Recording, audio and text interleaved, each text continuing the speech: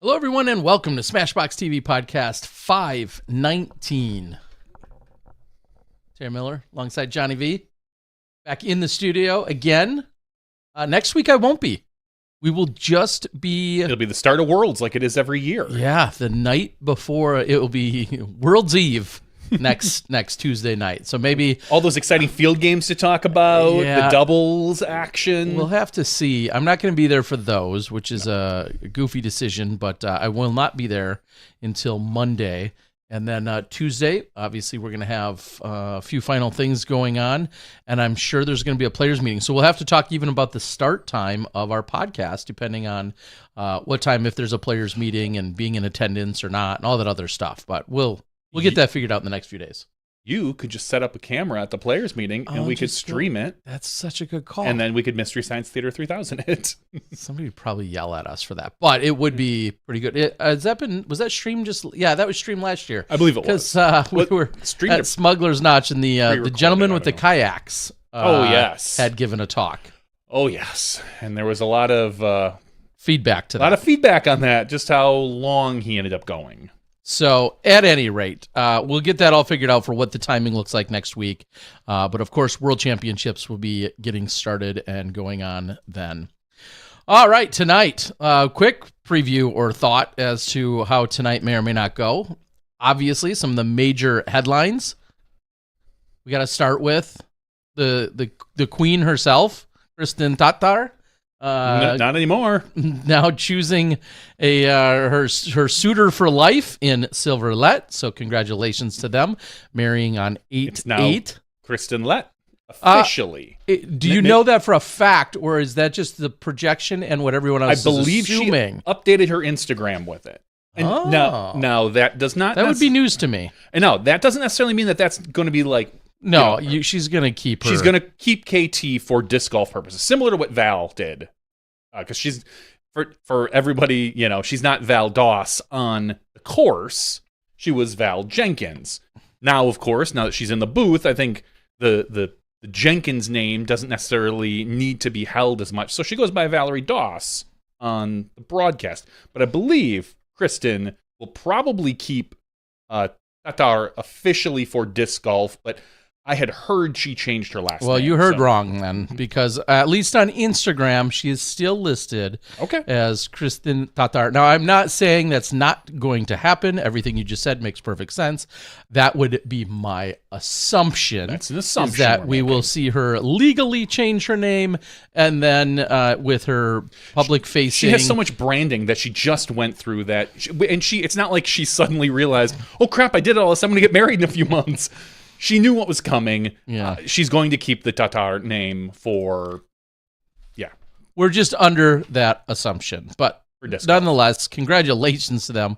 Ultimately is the real point there, her and Silver. Mm-hmm. Clearly the doing it on the 8th of August was has some specific or special meaning to them, in my opinion. The 8/8? And I only say that because it was a Thursday. Like, lots of people move to a Friday, or sometimes will go to a Sunday. They quote unquote go non-traditional of not being on Saturday, and often you see a Friday or a Sunday. But I'm guessing with it being a Thursday, they specifically were seeking out the 8th, and maybe, I'm here for it. Maybe Silver had an event this weekend. Yeah, exactly. That's just got to move it up a little bit. Yeah, he needs to get that final practice round in and everything else. I mean, and honestly, moving it up maybe makes a little sense depending on when she's flying over here. I would make the assumption that 8/8 is something significant as well. But she had posted on her non-paid Instagram subscription today that she was spending one or two final days and dinners there in Estonia, and then also visiting her sponsor in the specific spa retreat place that she frequents that sponsors her. So getting that one last visit in, understandably, before leaving her some of her family, her car, all of those other things behind to come back over here to the U.S. So anyway, congratulations to them. That's the whole point of what I'm getting at. Yeah, very cool to see. Obviously, this weekend, what we saw on the professional side of things over at the Disc Golf Pro Tour, we saw Joey Buckets take down his first Disc Golf Pro Tour win. Owen Scoggins picks up what I believe is her third official That Disc Golf Pro sounds Tour about win, right. on the Elite Series. So congratulations to them. And then our guest who we'll have after we have our professional side, we're going to have our AM Worlds winner in Ryan Monn. He took it down over in Grand Rapids, Michigan. I was privileged and honored to be there, to witness it for the last few rounds. So Ryan Monn is going to join us, and also Virginia Polkinghorn is your FA1 world champion over there in Grand Rapids. So those are your, in my opinion, your 6 biggest winners of the weekend. Those two on the competitive, those 2 sets on the 2 tournament sides, and then Kristen and Silver. So congrats. And without further ado, it seems like we're already, we're getting right to it. I thought we were going to have to stall a little, but it just like this weekend, this guy knows his timing, knows when to attack, and knows what he's doing. We're talking about Joey Anderson, a.k.a. Joey Buckets. What's up, buddy? Hey, guys. How's it going? Not as good as you. First DGPT win, making all the rounds on all the podcasts. You're doing it all right now, buddy.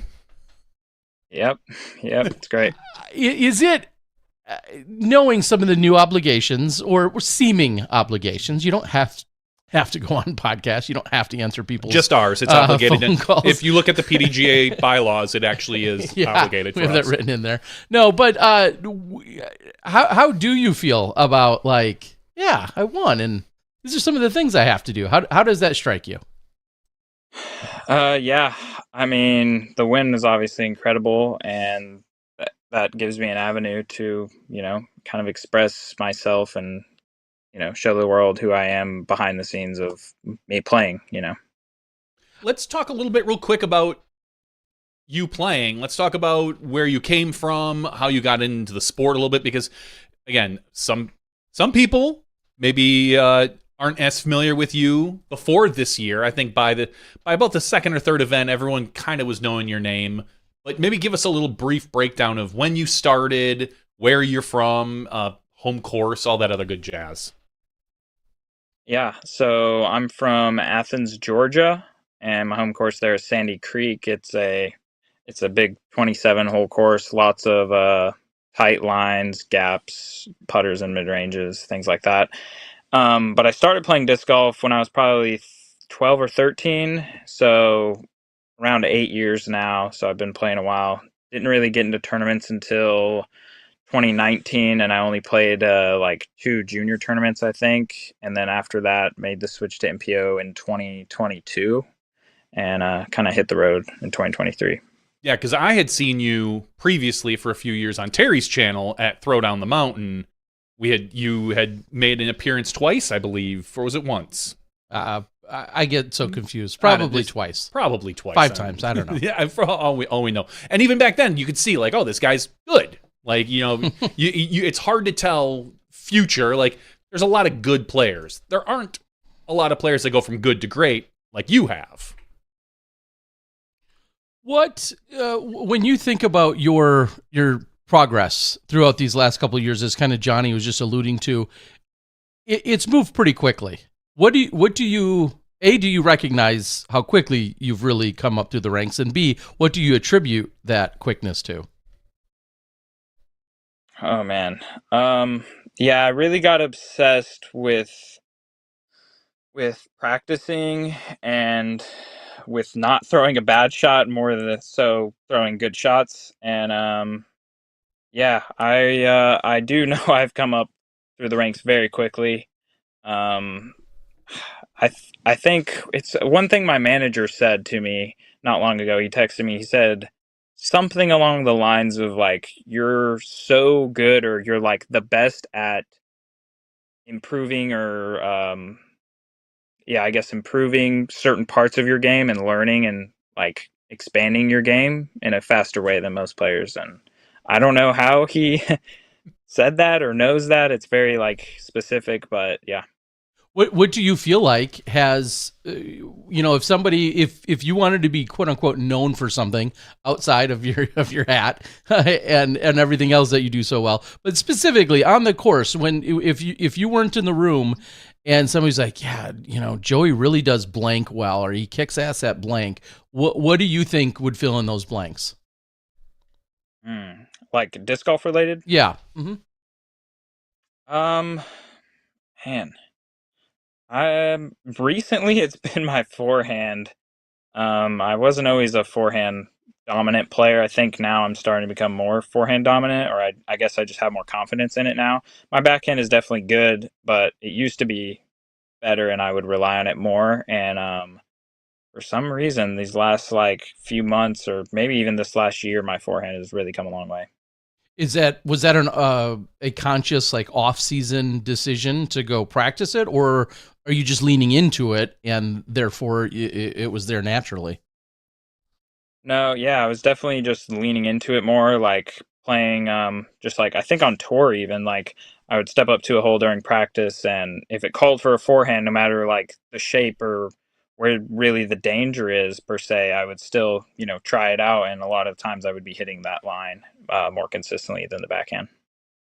Uh, how do you feel like you stack up when it comes to distance? How do you feel like you stack up to the rest of the field, and how much emphasis do you then put on the distance that you have? I would say my forehand distance is pretty solid. My backhand not so much, but I definitely know how to control the flight of the disc on, well, both, but the backhand as well. But yeah, I think the forehand is I have a pretty long forehand, I would say, but not nearly as long as, I mean, there's a lot of guys out there who just smash both ways. Yeah, so just to put it in perspective, though, because I feel like you can be such an inspiration to so many. What are you, when you get to a hole, whether it's forehand or backhand, where do you finally start to get nervous of like, oh, I don't know if I could really get there? Like, how far do you effectively think you can throw, when given enough room? I think it's very similar for my forehand and my backhand. I'm not really like measuring my throws per se because I don't really have anything to measure it with other than just like UDisc. But if I see a hole and the T sign says 420 feet and it kind of shapes a forehand, then I'm gonna throw a forehand and I'm gonna feel decently comfortable. It's when it, and same for a backhand. I don't think once it starts to say like 450, 460, then I'm like, okay, well I should probably just get my par however I can. Wow, and I'm gonna say that is shocking to me. And maybe it should be again inspiring to others that if you're thinking 420-ish, 425, 430, whatever, that's like where comfortably in your wheelhouse, and beyond that is a little bit of a stretch for you. I feel like that's really good insight that other players should maybe learn and recognize and say, hey, I don't need to throw 550 to win on the tour or to play well. It doesn't hurt, but if you think, under 425 with consistency does it for you, do you feel like you have that conversation with anyone else? Do you ever talk about that? No, I can't say I've talked about that, but a lot of the longer courses on tour, I've just kind of broken down, and luckily a lot of those longer holes are also pretty troublesome, even if you can throw that far. So I'm taking my par on them, or maybe getting a long look for birdie, and other people are trying to park it and maybe going OB and going to a drop zone, or taking worse score than me. So it's it's about golfing out there for sure. Yeah, which tells me that you're dissecting and thinking about the golf maybe more than others. More than you're mentally playing it more than physically overpowering or forcing things. That's how I interpret it anyway. When a couple years ago, not only did I, when I met you, you were on a card of coverage, and I feel like there's a handful of people in kind of like that southeast area that I kind of met all within a couple years of each other. I think of a Micah Groth, I think of a Sully, I think of yourself, Evan Smith, Brandon Scott, like all these Evan Scott, Brandon, all these players, really, honestly, that are. Do you put yourself in a class of kind of these younger up and comers, or how do you view yourself in terms of where you are within the sport? Yeah, I mean, I definitely, came up in the sport playing a lot of B tiers and A tiers with some of those guys. And it was closer to the South Carolina, Mm-hmm. even though I live in Georgia. I don't live too far off from there, so I actually didn't really even get into the like Atlanta scene that much. I have played a few courses over there, but yeah, a lot of those people are my good buddies coming up, and we've played a lot of tournaments together. Yeah. So I guess that would draw me to my next question as far as traveling. Are you a solo traveler? Do you kind of travel with a group of guys? You kind of have a little clique of your own? Like, how is your week look, and who fills that time for you? Yeah, so I'm traveling in an RV this year, Castaplast RV, and it's me and my buddy Braden Sides. And he's from Augusta, North Augusta, South Carolina, actually, which Augusta is actually Georgia, but he lives just barely in South Carolina, so he goes in the South Carolina category. But yeah, I met him last year, and we decided to just kind of travel together in our own little separate cars and play a lot of A tiers and some of the tour events there near the end. And then this year we are in the RV together. And so that's the Castaplast RV. How has that relationship been for you? Because there aren't many Castaplast sponsored players in general, much less on tour. How an RV means sounds to me they're treating you all right. Yeah, I love Castaplast. Ever since we kind of partnered up, they've shown me so much love. I remember even like playing a tournament. I forget when this was, but I was playing a tournament and I played like really well, and I think it was just a B tier. And they like reached out to me and they were like, "Hey, we want to, like really invest in you." And I mean, they've shown me so much support. Yeah. Uh, it seems along with what you just said, it seems like the brand is clearly growing. It definitely has a very passionate fan base. I think as any up and coming company that's really trying to be competitive within the space.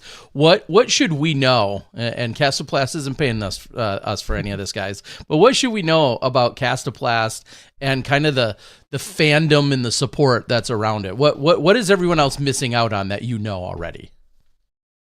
Oh man, I mean the plastic has to be the plastic. The plastic is some of the best I've ever felt. My putters that I'm putting with, the plastic is called K3, and it's like a perfect medium soft. And I've never even been a soft putter guy, but when I felt them, I decided to give them a shot, and the way they beat in is just it's incredible, and they catch really well as well, and they don't go far past the basket. I can't even remember the last time I blew past the basket and skipped and rolled and whatever. So yeah, the plastic is amazing. And then even their premium, the K1, I have super old discs that I've had in my bag ever since I got on Castaplast, and they're still just flying true. So I mean, I've hit concrete and all sorts of different stuff.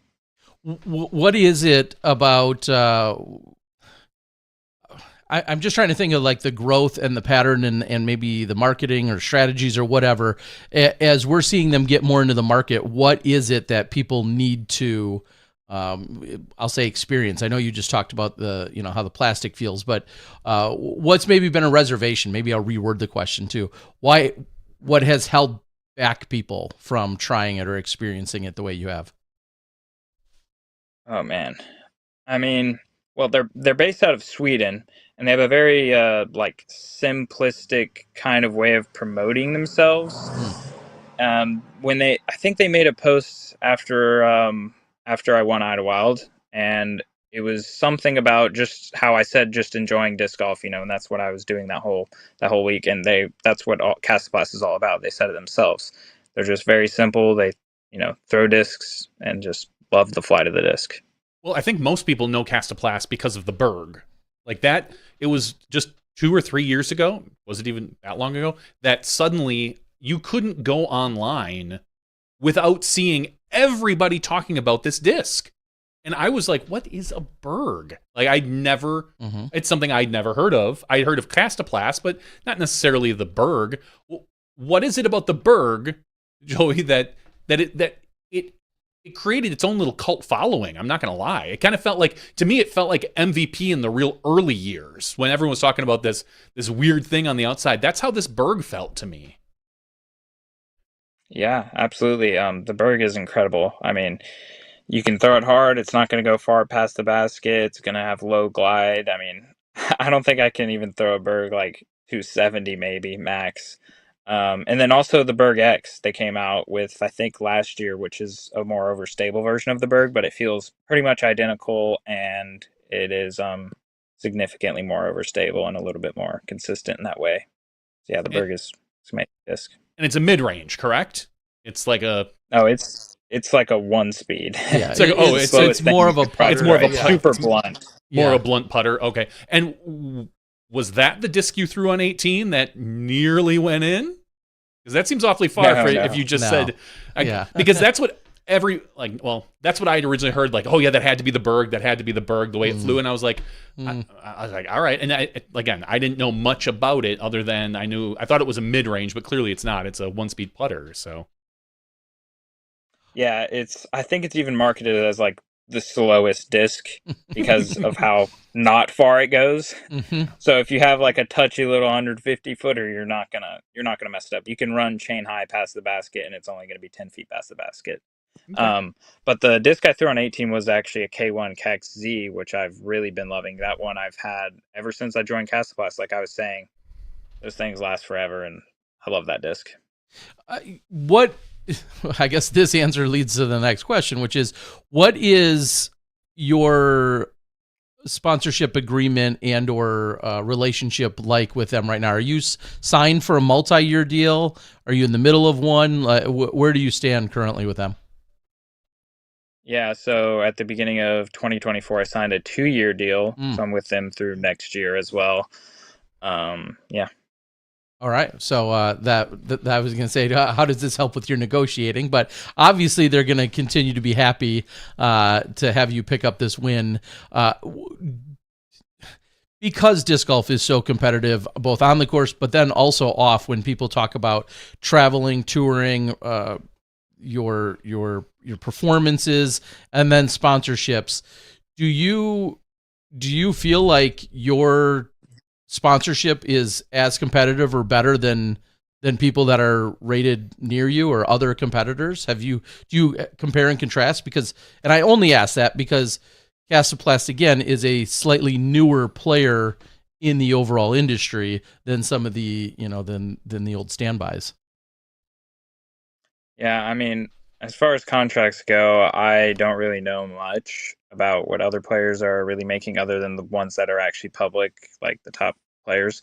But I mean, Castoplast believes in me, and they gave me a good deal from the get-go, and they've just been super loyal to me, and I've been loyal to them, and we have a great relationship. Good. Love it. Love to hear it. Well, someone on the board asked, before we get off of Castoplast, because it's not necessarily as well known, and I feel like I'm looking at the Castoplast website, and clearly when you don't know the discs, what would be a good set of discs or 1 or 2 discs for a beginner to throw? Like where should someone start with Castoplast? For a beginner, I would say for a fairway driver, I would go with the Falk. It's more understable, and it has tons of glide. I think it has a 6 glide. That disc is amazing. I actually threw that. I remember I was throwing that last year, and it actually beats in to be more overstable. It's so random, and I've never heard of another disc doing it. And I saw it myself. You got to believe me, Terry. It's crazy. Absolutely now you're crazy. Just talking crazy. You get a big win and then you get crazy. Come on.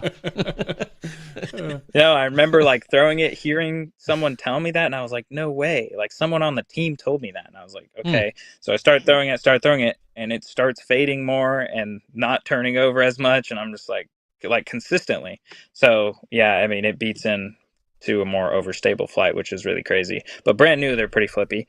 And then mid-ranges, the Svea is very good. It's a beadless, super glidey mid-range. And then the Recco as well. I mean, you can pick up a Berg, but the Recco is super underrated and kind of gets outshined a little bit by the Berg. But I love the Recco. Okay.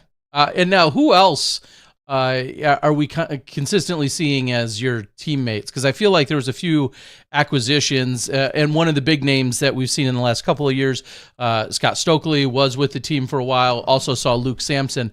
I feel like stateside, those were two of the on-tour bigger names that we've seen. We also saw Stacy Ronsley. But who else is on the team? Is your travel partner Braden as well? Yeah, Braden Okay. Sides is also on the That's what I team, thought. and then Clay Edwards. Oh yeah, and and Yesse Clay. Okay. and Yesse, and he got a win. I think at Copenhagen Yep. this year. Yeah, just in the early part of May, if I recall, is when he had picked that up. And then okay, Braden, that's what I thought. All right. Diving into this weekend a little bit.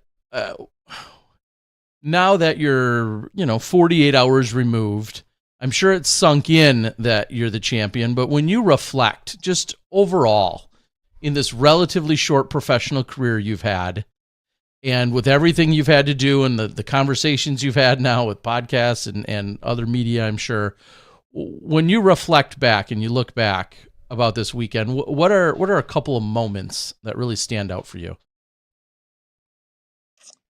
Honestly, the first round that I played with Jeremy Colling, and my caddy. I mean, the whole thing was just incredible, the whole tournament, first of all. But I remember playing with Jeremy, and I remember him. I mean, he was kind of having a rough go at it, and I felt I could just feel what he was feeling, and I knew I was in my own world, and I played my own game, and I was playing well, and I kind of almost just like wanted to just keep doing and striving almost because of the way he felt. So I think that was a big moment, just the whole front, the first nine, or the first round, my bad. And then also, I mean, that final round was crazy. I mean, there was the big stroke swing on 13, Mm-hmm. that putt that I made, that was incredible. And then to step up on the next hole and hit that gap and then birdie that hole as well. And then the putt on 17, just incredible. At any point in the round, did you think, well, this one isn't mine? Isaac's shooting outrageous. That front nine looked phenomenal. Clearly, we all know Idlewild can, bare its teeth once in a while, but what were you thinking going into that back nine? Oh man, yeah. I was thinking, I wasn't really focused on any of the other players, honestly. But now looking back on it, Isaac was playing really well, and he had a few breaks going his way and connecting on a lot of birdie putts. But then it kind of came back to bite him on 13 there. But I was kind of just in my own world until right around hole 14, 15, and that's when I kind of realized it's the last few holes. I just need to buckle down and focus on the shots I need to throw. Is there a moment in, I don't want to say just this weekend, but when you're playing in these events, do you feel, I don't want to say do you feel like you belong? Clearly you do, but do you get nervous and think about what you're doing for a living, where your career path is, all those types of things? Do you ever I don't know, soak those feelings in differently on any given weekend? And was this weekend any different? As far as like big picture things, like you're talking Yeah, about, kind like of. my Yeah, like, career. you're playing golf. It's a grind. Yeah, everybody's fighting for a win, especially Idlewild. I think in the 8 years, we've had 8 different winners, which is just an insane testament to that course and to the overall skill level that I feel like on any given weekend. But yeah, those types of things? Are you thinking about you and your career and when is the big break and when are things going to fall into place and for an entire weekend? Do you think about things like that, or had you thought about things like that? Honestly, no, I didn't really Mm-hmm. think about that. I remember talking to Aiden Scott actually before the round, and we were warming up, and he was like, "Dude, you should go win this thing, dude. That would be amazing." And I was just kind of like, Honestly, I think I said I don't think it's my time quite yet. I think that's what I said, that I'm going to try my Dang. best. Uh-huh. That's what I remember saying, and I'm just going to try my best. And then I realized I was just I was so just locked in on what I needed to do during those rounds that I guess it just was my time. Well, and that's funny because when you walked off the course, Ezra was one of the first people to run up and give you a big hug, and I thought I heard him say, "I told you so. I told you so." Is that what he said? It was tough with the cheering and the cameras. Like, how was that coming off the course that first time? Because you had 4 or 5 guys there to greet you with very friendly big hugs. Yeah, yeah, I love all those guys. Yeah, Ezra. I mean, Ezra. I've played a lot of tournaments with Ezra, even off tour. I remember playing a B2 right near my home, like 5 minutes from my house, and I think I like won by 1 or 2 strokes over him. And I think he knew from early on that I had what it takes to. I have what it takes to to win on a high level, and yeah, so he's always a big supporter. And then all those guys, Evan Smith, my boy Randy Dueck. Shout out to Randy. He's gone back to Belize right now. He's probably already back, maybe. But yeah, him as well. And then Sullivan and just all the homies.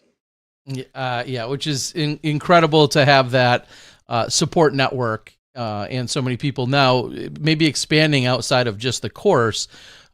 Is there conversations back to parents or other relatives or loved ones? How do those moments go? And were they watching live or not? I know every home dynamic is a little different depending on how much families are into it. Break down some of that for us. Yeah, for sure. I think once I started to go on tour near the end of last year and then this year starting full tour, I kind of got some of my siblings really into disc golf and they'll play now sometimes. And some of them are playing a lot and they'll watch all the tournaments, especially when I'm doing well.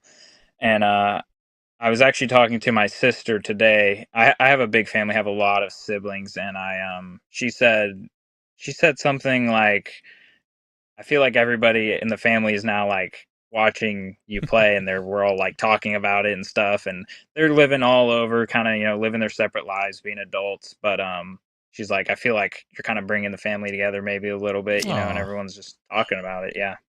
That's incredible. I mean, what an interesting perspective that I think is easy for us not to necessarily either know about or be able to even recognize, is just the fact that having people all over, whether it's in the same state or around the country or around the world, like you said, you and your play and notoriety can bring some togetherness and family vibes and feels, which is that is truly incredible to hear. Do any of your other siblings or parents, or does anybody else play disc golf, or was this something that was just discovered and found by you?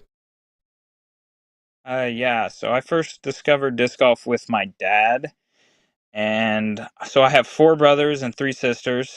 So I have a big family. Mm-hmm. And there was the 3 older brothers in Florida, and I guess my fourth brother, who's also older. I'm the youngest brother of the family, and yeah, we all kind of discovered disc golf at a similar time, and we were all just playing. I was super young, of course, so I didn't even have like the physical ability to keep up with them.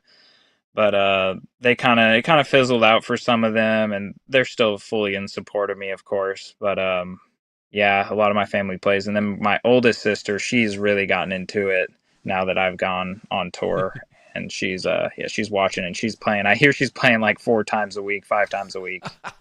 That's great. We need more women to play in the sport, and if any way you can get someone out there, whether it's winning on tour to drag a sibling out, but Yeah, that's incredible. What?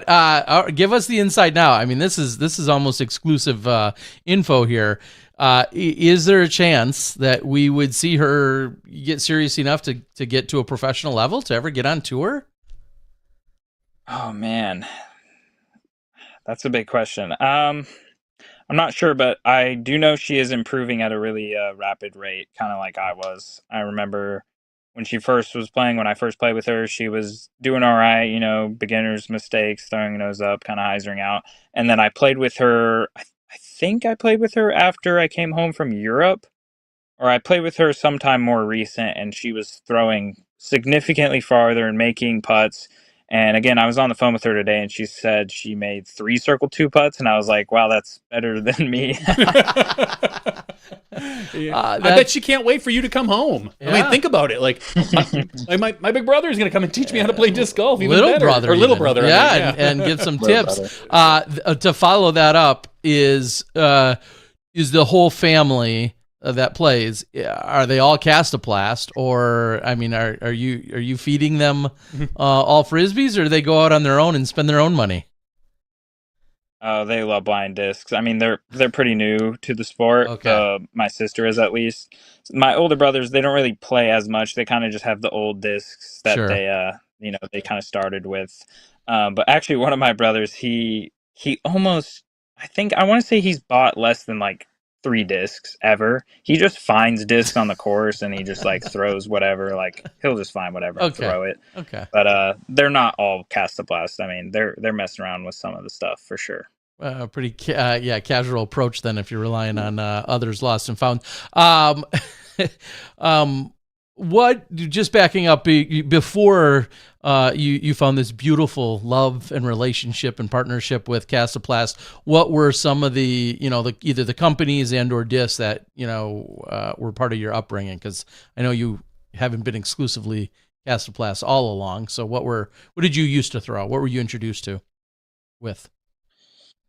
Yeah, so when I first got into disc golf, I think my dad bought a Innova starter pack, of course. Most players start with Innova, and it was just like a 5-disc starter pack, and I remember throwing just like the DX Shark, because we all just kind of chose one disc, because we only had 5, and there was like 4 of us playing or whatever. And so, yeah, I would just throw the Shark, just DX, probably like 150 gram Shark. Yep. But some of the other discs that I was throwing, I mean, I've messed around with a bunch of different discs. I've thrown Discraft, Innova, MVP, everything.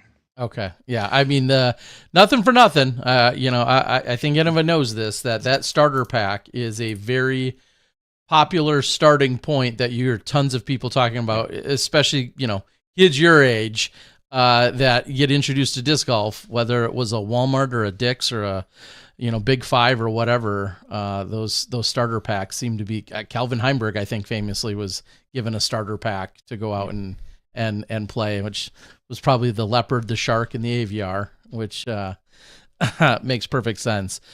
Do you consider yourself a streaky player?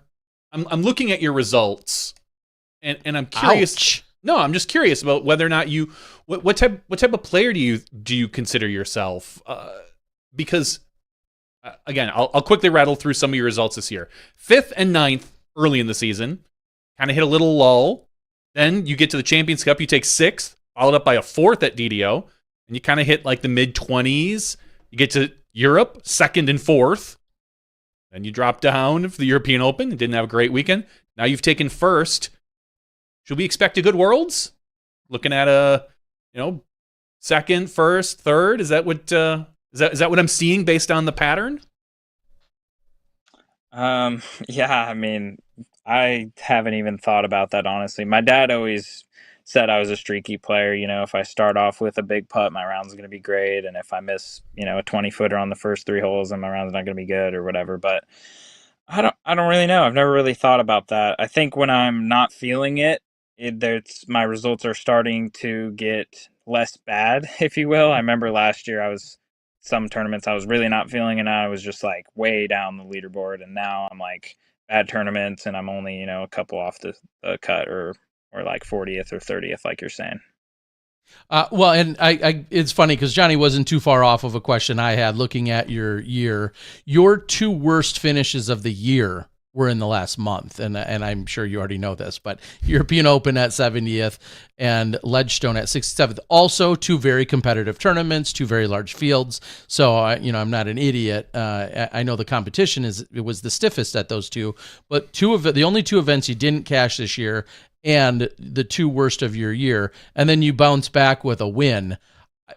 I think it's fair to say not a lot of people would have necessarily guessed that. Yeah, I mean, those tournaments are they're so different than the way that Idlewild sets up. Mm-hmm. So I think that was definitely a big part of it. I think the way that Idlewild sets up is really good for my game, and I've also had a lot of experience there. Um, but as far as like Worlds goes this weekend or next weekend, I guess, or next week and a half almost. I don't really know. I don't have much expectations. I hope to just go in with the same mental attitude I had at Idlewild, and I don't think any result would be able to get me down if I have that same kind of mental attitude.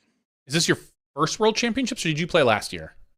Oh, you were. I played last year. Okay. Yeah, is it Worlds just last year that you were very much in the conversation at one point, or no? I think after I think I played Brewster. Yeah, I played Brewster really well. I think I shot 8 under and 10 under, and then Fox I did not play that well. Okay. So going into Green Mountain, I'm definitely going to work on that Foxhorn Meadows. Yeah. Okay. Yeah, because again, looking at some of your, it's funny to see a 6th place at Champions Cup, which included Northwoods Black this year.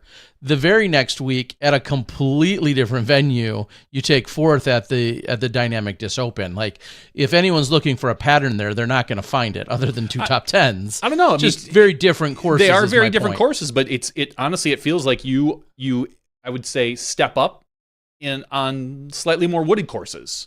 You did well at Idlewild. We see Krukel.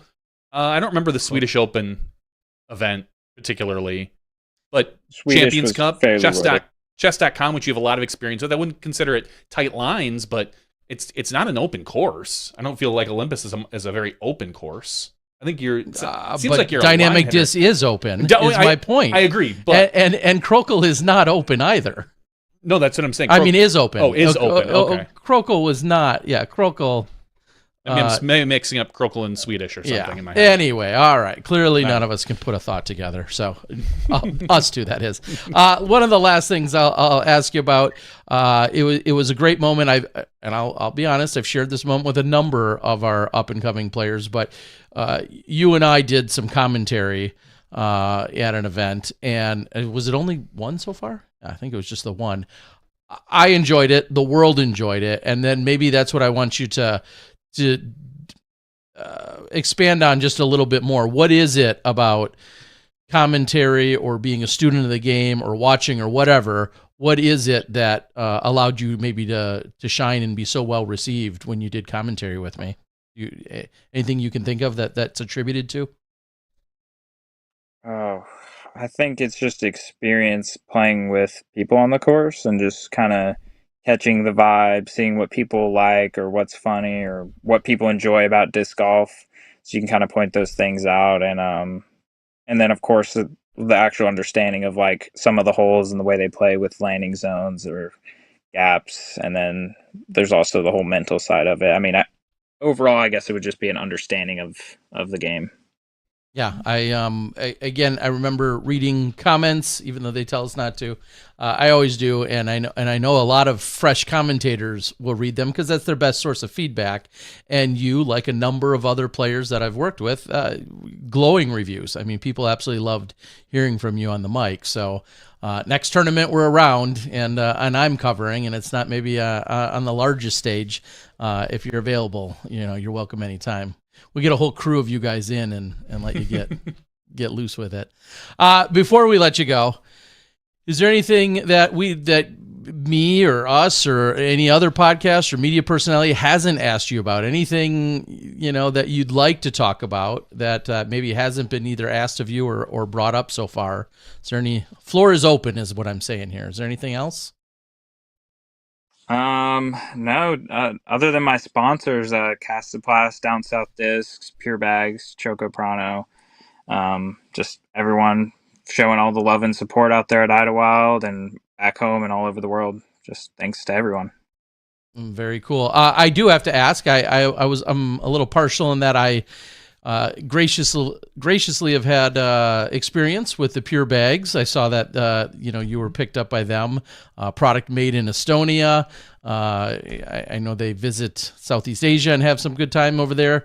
How did that relationship come about? Because I think that's another one of those brands that the whole world doesn't necessarily know about yet. So how did that bag sponsorship come about?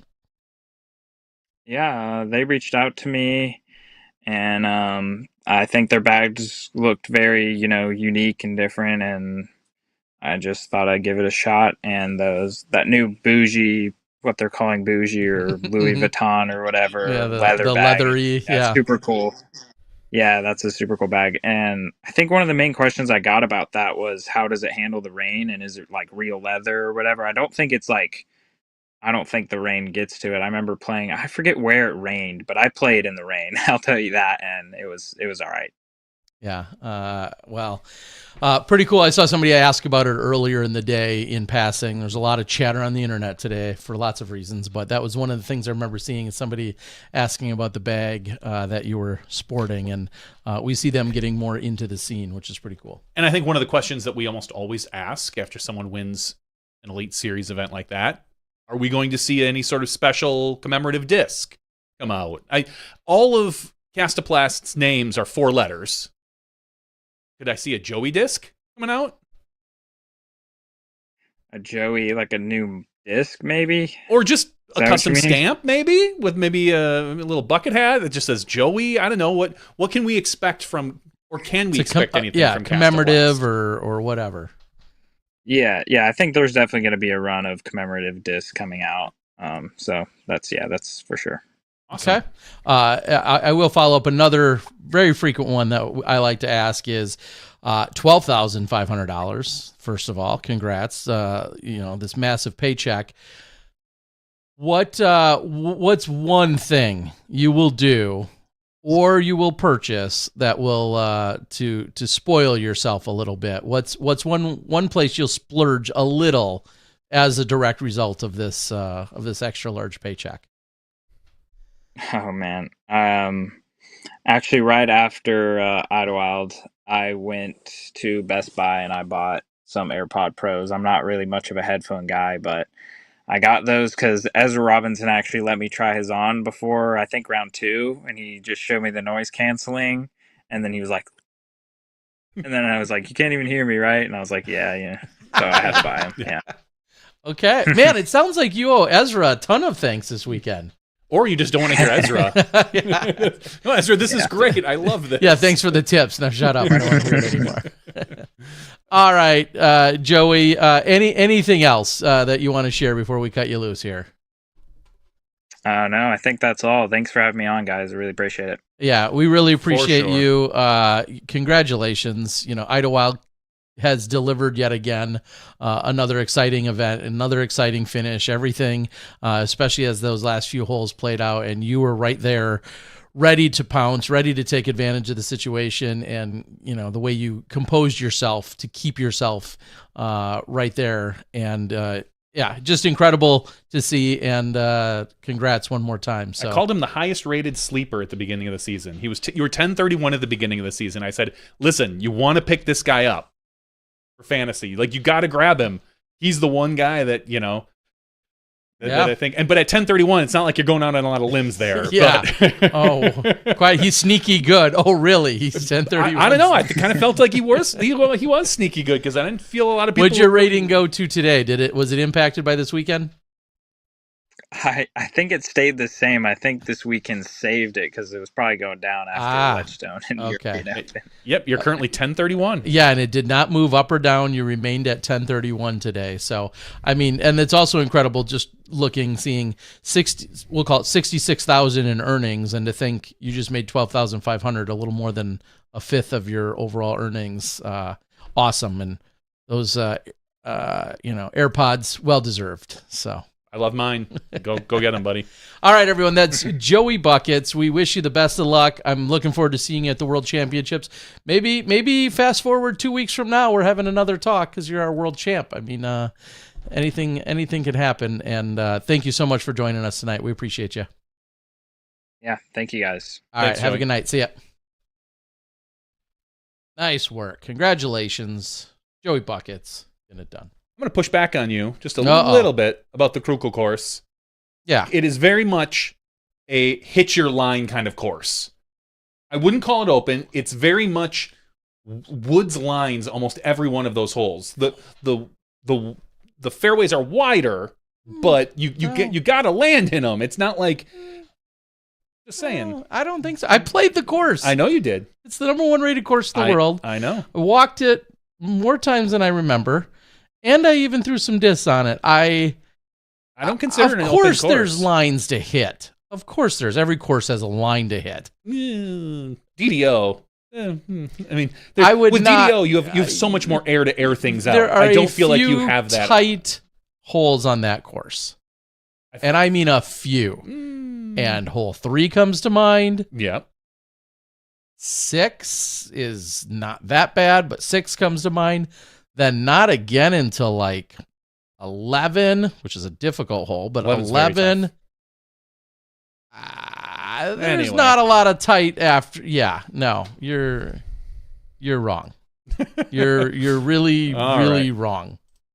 Because if I would love for somebody, one of our top pros, to chime in on the chat and tell us that is a technical course, I think they would laugh at that. I'm not talking tight lines. I'm talking you have to hit your lines as opposed to some other courses. I feel that way about chess.com too. Like it's not more so though, but chess definitely a little has bit tighter more. Yeah, lines. Chess definitely has tighter lines, but DDO doesn't. Like that much. I'll admit. That is true. Other than probably 2 or 3 holes at DDO where you have to really hit something off the fairway. Doc says I've got 5 on a fight maybe, but an intellectual battle about this course. No, you do have more experience at this course than I do. Yes. Anyway, so tonight we'll also feature Ryan Monn when he is available, and I'm trying to think if I'm reaching out to him or he's reaching out to me. But either way, before we get to him, what we can do is a quick recap, a little more in-depth. I honestly didn't think we were going to have Buckets on as quickly as we did, so it was great that he could jump on so quickly right after the open of the show.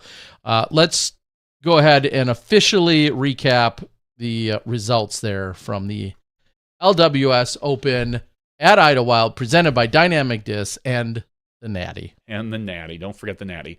As we had on, Joey Buckets wins this by 2 strokes over Ezra Robinson, who we were talking about. Ezra, bridesmaid, man. That guy is so close. He's going to break through one of these times, and he's such a good woods golfer as well, Ezra Robinson. Tied with Kelvin Heimberg at 26 under par. Kelvin, I think, went into that round with the lead, but just shot a mediocre, and I'm putting that in quotes, 1040 rated round. Hard to argue with that, but it does suck going into the round with the lead and losing the lead. 4th place, Emerson Keith, who's really starting to heat up at the right time. You know, Emerson had a good week last week. He has a good week this week, going right into Worlds. Don't be shocked if you see Emerson as a top 10 player at the World Championships in a week. Isaac Robinson, the other brother, as we're going to start calling him, the other brother with 2 majors. Isaac Robinson tied for 4th place, shooting 24 under par. 6th place, Andrew Marweed. 7th place, Double G. And a 3-way tie for 8th place between Joel Freeman, a name we haven't mentioned too much this year, Gannon Burr, a name we mention all the time, and Luke Humphreys, who kind of peeking his head out. He has Luke has been a pretty solid player this year, but a few weeks where we really didn't talk much about him versus early in the season when we did. So that is your top 10 in MPO. Over on the FPO side, Owen Scoggins, as we said, takes this one down over Natalie Ryan by 4 strokes. Owen played very good golf, missed a few putts in that final round, but still shot 1,003 final round. Honestly, her first round at 983 was clearly her worst round, but that's, whatever, ratings-wise at least.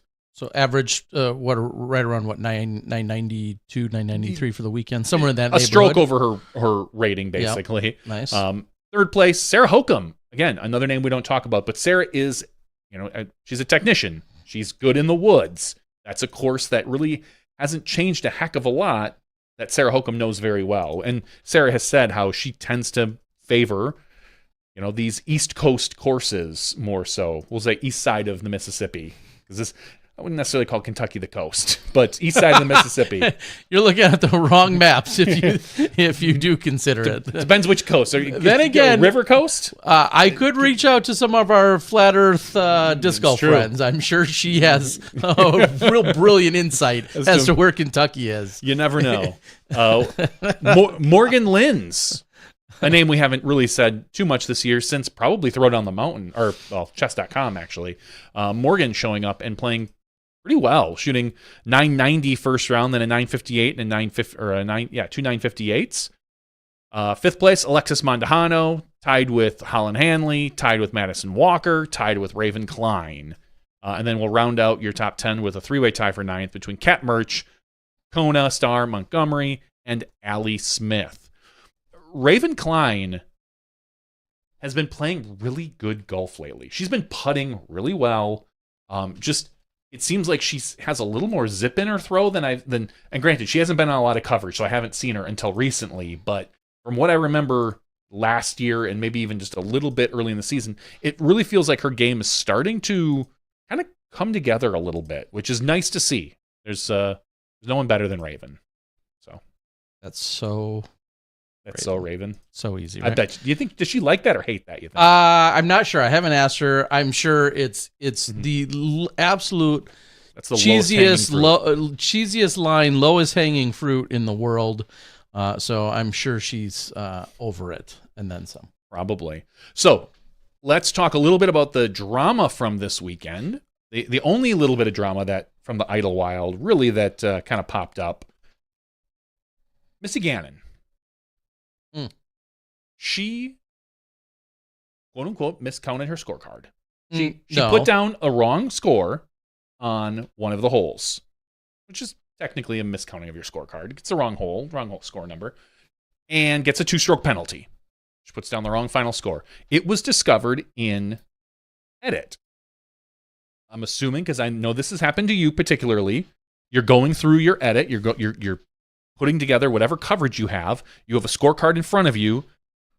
Your shot number, the number of shots she takes, doesn't seem to match with the score, and you're like, well, that's weird. What's going on there? Well, Missy was notified by the editing crew that it appears that she put down the wrong score for one of the holes. She notified the TD, I believe this is the way it went, and validated it and said, yep, I took the wrong score, wrote down, move on, crap happens, is literally what she said in her Instagram post, and took a 2-stroke penalty. One of the things I'm seeing online, and which I do not agree with, but I'm going to throw it out there. What? Video evidence. Using video evidence for penalties. I know my stance on this, but I'll ask you, Terry, even though I probably know yours as well. How do you feel about this quote-unquote video evidence for this scoring mistake? Well, let me back up, because I saw the post from Missy, and that's the extent of what I for sure know happened. Mm-hmm. Everything you just said, I'll say is news to me, because all I read is how Missy worded it in her post. I saw nothing more. I don't know of the timeline. I didn't know of the specific as to who discovered and who notified whom. I don't know if I'm assuming you're right on that because you're saying it, but I'm just going to say I read none of that because I read nothing of any of it. So that's why I guess I'm trying to say I'm not disputing you. I'm just saying I didn't hear any of those details. So assuming those details are correct in the way in which you read it. Well, the first thing I would do is go to the PDGA rulebook that talks about video evidence, so to speak, and how it's exactly phrased there. Because you're right, this has been a challenge throughout the years, and it happens far less now because of live scoring. Mm-hmm. But for many years, I am sitting there and it's 2 a.m., and I am just losing my mind because I come with this conclusion that so-and-so took a 5, but the picture I took of their scorecard, their handwritten scorecard, has a 4 on it. And did they miss a shot? Did I miss a shot? Whatever. And it's been very frustrating. And I have discovered legitimate mistakes, as have other production companies. That has happened. Crazy that it happens in this day and age, but not really, because as it happened from Missy's perspective, I read her where she said something along the lines of she got to the hole, she called out a score, no one disputed it, and then that's how it got recorded. So at that point, arithmetic isn't the problem. It was a matter of recalling what score she actually took. Because how often do you, unless someone has like a really good shot or maybe a really bad hole, how often do you really think about every player when they rattle off scores? Because everyone gets their phone out, and then you kind of just go through person by person. Everyone hits that number. Missy, what'd you get? 4. What did you get, Raven? 3. What did you get? And you maybe don't think about it. No. And you just think, oh, maybe. And again, I don't know if it was plus or minus what she actually got. If she really had a 3 and she took a 5, whatever that number is, you just kind of put it in there, and a lot of times you trust that. Like so often, or maybe she missed an OB stroke, or something along those lines. I think she took I think it was something like a 6. She called out 5, or it was a 5, and she called out one less. Yes, that much I know. Inadvertently, she called out one less than what it really was, and as she said in her post, it went uncontested, or no one caught it or second guessed it or whatever. So later, it was then discovered. Now, again, I did not personally read of who informed who and at what point. Regardless of what the outcome was going to be, I'll say this: it's good on Missy for bringing it to the attention of the event and PDGA/DGPT, because just morally, that's the right thing to do. Yep. Like, I don't think there's anyone that's going to question that, if she should or shouldn't have done that. The question then, I think, that's really on the table is, does that constitute as video evidence, and should that be used? I mean, that comes down to this, in my eyes. This is not video evidence. Yeah, I don't think that... Because even if you miscount, and the editor says, oh yeah, we have the wrong one, I think it depends on exactly, like, can the video editing crew, say you're editing it, Terry, you notice Missy has the wrong score down. You see for sure we'll just say a 5. She takes a 5, but on the scorecard it's 4. You're counting 5 strokes. Can you call the TD and say, hey, TD, maybe you don't have Missy's number, maybe whatever. Hey, Missy definitely took a missed score on this. Maybe you want to talk to her about it. Is that right? Or should the video editing crew, or whoever's doing that, reach out to Missy, and then Missy takes it? Because I could understand where if the video editing crew reached out to a tournament director, you could maybe consider that video evidence. It's video evidence that she misplayed the hole. Now, if you reach out to Missy and you tell Missy, hey, Missy, what did you get on hole 9? She thinks back on it, like, oh, I got a 5. Oh, well, you have a 4 on your scorecard. Oh, okay. And then Missy reaches out. I don't believe that's using video evidence. That's just Missy remembering, oh, I wrote down the wrong score. I said it. Everyone puts it on there. That's not really using video evidence. I know it came from the video evidence, but it's not using video evidence. As opposed to if the editor reaches out, at that point, the editor doesn't necessarily remember, doesn't necessarily know. They would almost have to be using the video to do that. So I think it really kind of comes down to how the thing plays out in my mind. Well, if you take that logic and you just extrapolate it or swing it in a slightly different direction, what happens when the media crew doesn't recognize it either? Yeah. You know what I mean? And they just go along with it, or they put in the score, or the media crew does or doesn't, either maliciously or otherwise, intentionally doesn't bring it up. They recognize it, but they're like, we're not going to say a word to anybody. No. And then that's like a whole nother ball of wax. Like there's a lot of different ways that this gets looked at. How does this go down? If you're right, the video editing crew somehow misses it. They don't keep track of it. Maybe they just because you're in the edit world. You're not necessarily thinking about things like that when you're editing around a video. Maybe they didn't. Anyway, you're right. You're there in editing world. It gets released. Suddenly you have 5, 6, 7,000 people saying, "Oh my God, math, sure. Missy cheated. She gave everybody the wrong score, whether it was better or worse than what it really is." Like, I don't know the best way to do this. I think the best way is if the editor notices, they reach out to the player or someone on the card, maybe even, to see if they remember. If you have that option. But a lot of times, if this is like an MPO card, sometimes those edits are going on at 10, 11, 12 at night. Exactly. And you can't just call someone and they want to get this out next day. Because guess what? If you're editing as you do, at midnight, you can't get a hold of somebody. You want to get this out by 8 a.m. you don't want to wait to figure out what's going on with the score. Yeah. Do you put down the score that is on the card as an editor, or do you put down the score the correct score, like flat out, like, oh no, I know she took I count 5 throws here. I've been faced with that challenge. I know you have, because you and I talked about it on the phone at like midnight. And to follow that up, what happens if I saw 5 throws? He or she certainly threw 5 times. However, I wasn't close enough to hear the word provisional called in some situation. Yeah, you don't know. So somebody was actually close to an OB. I thought they were out of bounds. They really weren't.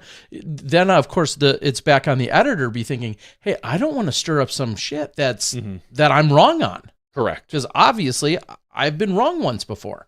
Yeah, once. Yeah. So then it's like, well, do you say anything or do you not? For that reason, where you start to second guess yourself. I've seen all of these scenarios. I don't know what the right answer is. I'm looking for. Well, how is the rule even written in for video? Yeah, I'm evidence. Looking for it. I'm getting I don't really think frustrated. It's not. There's even a new provision to it that's coming out next year, where it's being talked about what could or couldn't be used, and I get all that. So correct. But I was just looking for exactly how it's written right now. I would want to read that before I made any more of a definitive. Right now, I don't think video evidence can be used at all. It's correct. It's not like next year. It's going to change where you can use it for, I believe, like misplays on the course. But you can't use it for OB calls. You won't be able to use it for things like that. But you will be able to probably use it for some sort of like, oh, so-and-so played to the wrong basket. I really wish it was easier for me to find, but it's not at the moment. So that's where I'm going to leave it. We do have Ryan Monn. It sounds like he's going to be right. I'm going to tell him he can pop on. I will send him a message. Go ahead and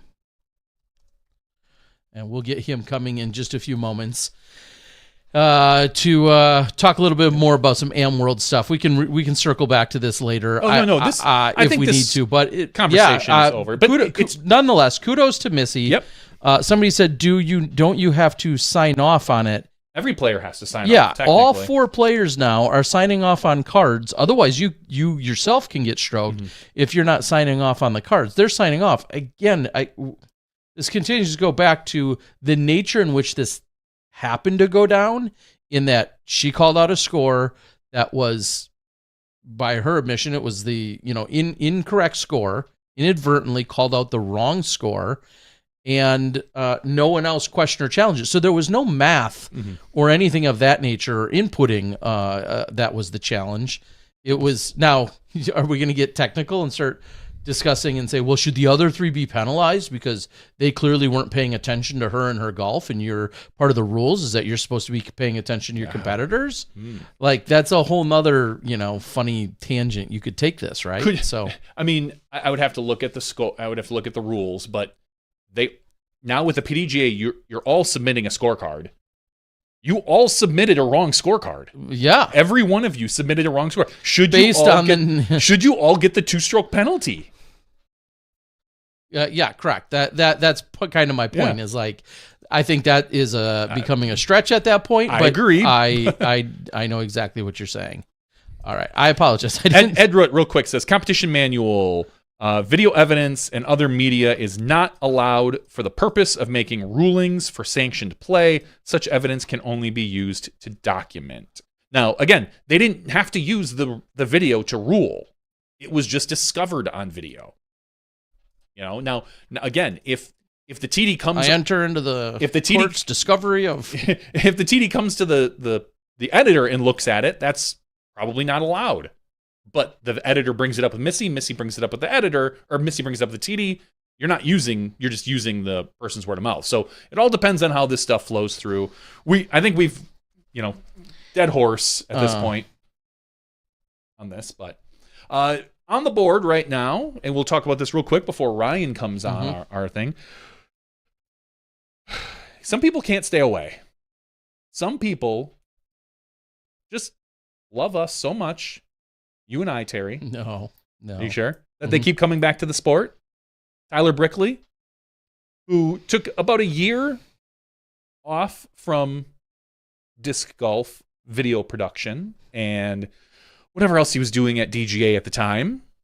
left, and now he's back. He is now working. It was announced today via a video that he's working with Infinite Discs. He's going to be a video producer for Infinite Discs, the reseller and retailer, sure, and reseller and manufacturer and whatever. They do a lot of different things. But welcome back to the sport, Tyler. We're always happy to have you. I think the real subcontext here is you schmucks are still somehow doing stuff. I can still do it better, so I'll come back. Oh yeah, definitely. I feel like that's the what he's really getting at. Well, somebody who's not doing it any better on the course these days, as he's officially completed the freshly branded Am Slam, is none other than one Ryan Monn. And after winning the Worlds, he's joining us tonight. Ryan, how you doing, buddy? Good. How are you guys? We're doing great. As we said to our last guest, not as good as you. Not nearly as good. Let's just start with the basics here. First of all, of course, congratulations picking up an amateur world title just a little over 72 hours ago. And you've completed what has now been dubbed as the Am Slam. Recap a little as to what that has been for you this year. What do these three events, name the wins and what they mean to you? I won US ADGC, Junior Worlds, and Am Worlds. It means a lot because I made disc golf history, I guess you could say. But yeah, they feel really good to take down. All of them, besides Am Nats, I had a pretty big lead going in the final round. But Am Nats kind of came down to the wire there, so that was always a fun time battling it out with Lucas. So I had a great time all summer. And just to also put this in perspective, it was on the second to last day of the event. You turned 17. You went from 16 to 17, which is incredible to see so much success and such good play at this age. But when you look at these three events, compare even the fields, either whether it's the caliber or the ages or whatever. Compare these three events. I think the hardest one to win was the first one in USADGC, just because it was only 3 rounds. You can't really get too many separation in 3 rounds. I think the easiest one to win was Junior World, just because the courses we played set up for me so well. And then the second hardest one to win was Am World, just because of the level of competition there as well. And when you were at Junior Worlds, and I apologize, I was overseas, and quite honestly, we just didn't put nearly as much emphasis on Junior Worlds as we probably would love to. But what was the Junior Worlds in Tulsa? What was the field like? And are you 4 feet taller than everyone else? What was going on there? No, I had the same guy, Lucas Carmichael, who I ended up winning over in Am Nats. He was there. He didn't shoot the hottest, but I still had a good time battling out other people there. And no, I'm not 4 feet taller than other people. That means they would be 2'2" or 2'3" or something like that. Well, the point is, A, you're pretty tall, and then B, we keep saying Junior Worlds. What division were you playing in? The highest junior division, so to speak, there? Yeah, I was playing MJ18. I guess it's the quote unquote highest one. Mm-hmm. It's kind of hard to compare MJ15 and MJ18. The skill levels kind of cross paths at some points, but there's definitely some people who can play who are in MJ15, like Ribbon Tanner, who got second in Am Worlds, who could have played MJ18 and probably competed pretty well in there. Yeah, and I think about, whether it was Isaac McDonald from a few years ago and Anthony Barella.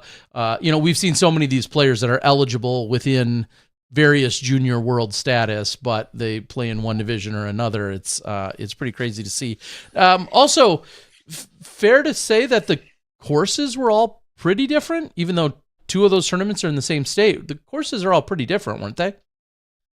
I would say so. I would say, obviously, you guys know what Toboggan looks like. That's a very famed course. Mm-hmm. The Junior World ones, most of them were in the woods, but then we played one park course. And then for Am Worlds, the courses were a little shorter than where I thought they would be, but still pretty fun, pretty technical and wooded, except for the front end of Brewer was pretty open.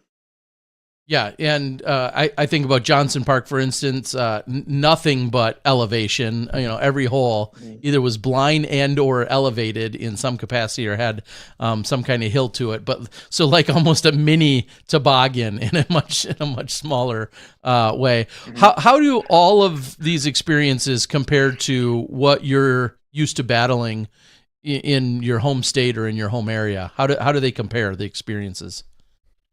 I would say pretty similar, but obviously not. Because when you're in South Carolina, you play good people. I play mainly MPO, mostly MPO in South Carolina, so I'm playing probably 1 to 2 1,000 rated guys every tournament, and then a couple 980s, 970s. But when you go to AM tournaments, there's only going to be one 990 rated guy, or maybe 1,000 rated guy if you're lucky. So the local tournaments here kind of helped me prepare for those tournaments and get me ready for those tournaments, I guess you could say.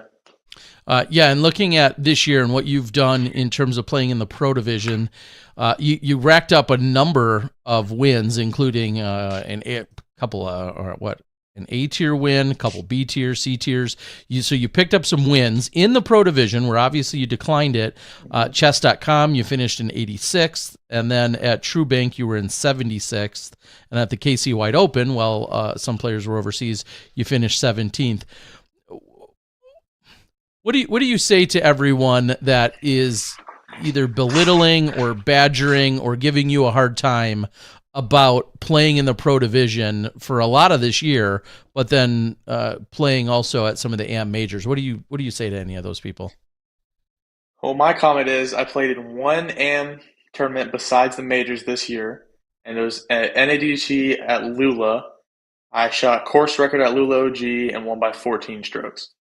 So there was no point for me to go back home and play these 950 rated people who I know I could beat by 12 every tournament, because it would feel like I had no competition. Like, it wouldn't be fun for me. It wouldn't be fun for anybody else. I'd rather win in like a 1 to 2 stroke battle than win by 15. So I think it's a lot more fun, and it gives you a lot more experience if you play the higher rated people and have more battles with those people. Yeah, and it's funny because as you're giving that explanation, a lot of other people, if you would have just say played amateur all year, and let's just say you would have had some significant successes, everybody would just be screaming at you and saying, why is this guy playing amateur at all? He's beating us by 10 every weekend. Imagine that. You can't win no matter what you do, right? So to speak, figuratively. You're part of what I'm getting at here is you're clearly playing within the rules, the guidelines, the bounds of amateur disc golf. You are not unique. I mean, I know your mom and your family think you're special, and I think you're special, but you're not unique in that you are a very competitive player that has pro caliber skills, and you're trying to do something big in the AM division before moving out. Like, that's happened plenty of other times. When did you set some of these goals or kind of take on that mentality of wanting to win some AM majors before you move out? Well, Jake, my brother, tours with Evan Scott. He won AM Worlds. He played all the AM majors, and I was talking to him and AJ Carey, and they're like, "Yeah, go do it." And I played Junior Worlds last year. I was like, "Yo, I kind of want to win one of these." So then I stuck around, and I happened to get a lot better from last time I played Junior Worlds to this time I played Junior Worlds. But yeah, I just got higher rated. But also, yeah, your point about this is nothing new. People my high rated playing these championships. The last two winners to an M Worlds were 1,000 rated, and before that, Evan Scott was upper 990s, and Rob Burge was in the field at, I believe, 1008 rated. So a lot of people are over 1,000 rated. Yeah, and that's actually really common. You can go back exactly so far, and as long as we've been around, there's always been the winner of AM Worlds is usually rated around 1,000. Yeah. And it's whether it's their last hurrah or whatever. And of course, you've declined plenty of cash. You're very dedicated to this, having this success. I think you told me, but how much do you feel like you ultimately left on the table this year? I think it was 4,000 or 5,000, something like that. Okay, so clearly, pretty much this wasn't a financial thing. You're even if you got that much in funny money, so to speak, or whatever. This is not financially driven whatsoever. What? Well, let's start here. What is your first event that you're going to be playing as now a ready to accept pro? Playing a C tier in South Carolina. I would say I would call it a dinker course. I think it's under 6,000 feet. But we're playing two courses, but one of them's under 6,000 feet, very comparable to the Johnson course we played. But then I'm going to play Deglo and UCGC and a bunch of other A tiers. So that should be a lot of fun. Yeah, now I'm looking at your schedule, this Seneca shootout, and then, the Deglo, as you said, Myrtle Beach later in November, obviously USDGC you just mentioned, and then a couple more regional, the Q Series events, both Jacksonville and the Mary Sunshine House Classic. What, you're just 17, so then it begs the question, scholastically, like, what's your game plan? How are you going about that? Well, I start school tomorrow, so that's kind of cool. As a junior? No, senior. Yeah, as a junior. As a junior. Yeah, wow, you just turned 17. Yeah. Dang. I'm online school, so it's a very flexible schedule, and it's really good because I can. I remember last year when we were at UCGC, I played UCGC doubles, and me and my friend won that. But when I was walking with Jake, I could literally just do my school either before we went to the course or after we got home from the course, or pretty much literally like whenever. As long as I do one assignment per day, you get count as present. If you weren't into disc golf, let's just somehow say it wasn't in your world or in your life, would online school still been an option and something you'd want to have done, or is Probably disc golf not. driving? Yeah, disc golf definitely is a main factor when you do online school. I remember I was at school, and you can see kind of a jump from I stopped going to, I guess you could say, traditional school around May 22. I think my last year was 8th grade in May of 2022.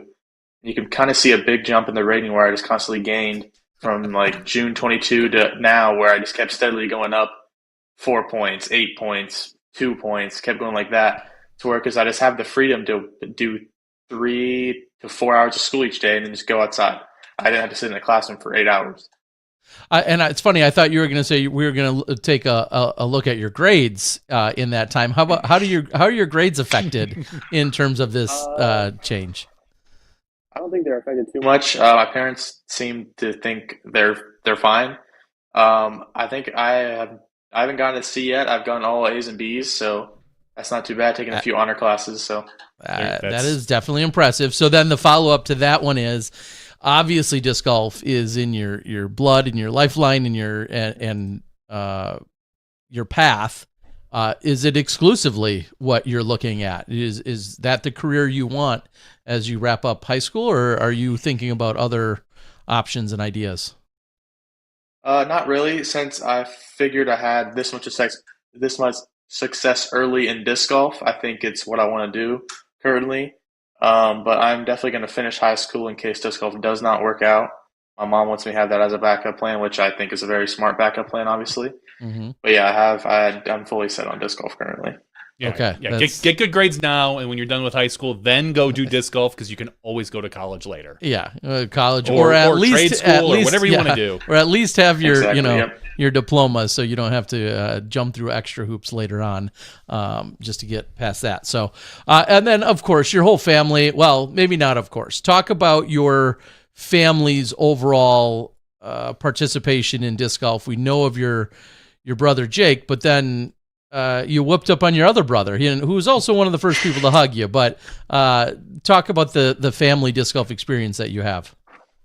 Well, yeah, everybody in my family has a PDGA number, and we all have played an event this year. My mom has only played one. She obviously is a dentist and she works a lot. But other than that, my dad, he's had some health issues recently, but he's doing really well. So he hasn't played a tournament in a minute, but usually I would say we all play a tournament, besides my mom, at least probably more than once a month, maybe even twice a month when there's more tournaments going on. Obviously, Jake's on the tour, so he plays pretty much almost every week.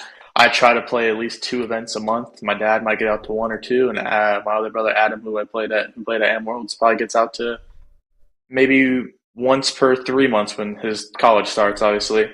But in the summer, he plays a decent amount more. And which is incredible. I mean, there's a disc and a family that plays together stays together, and I know that's an old saying, but it seems very appropriate here in disc golf.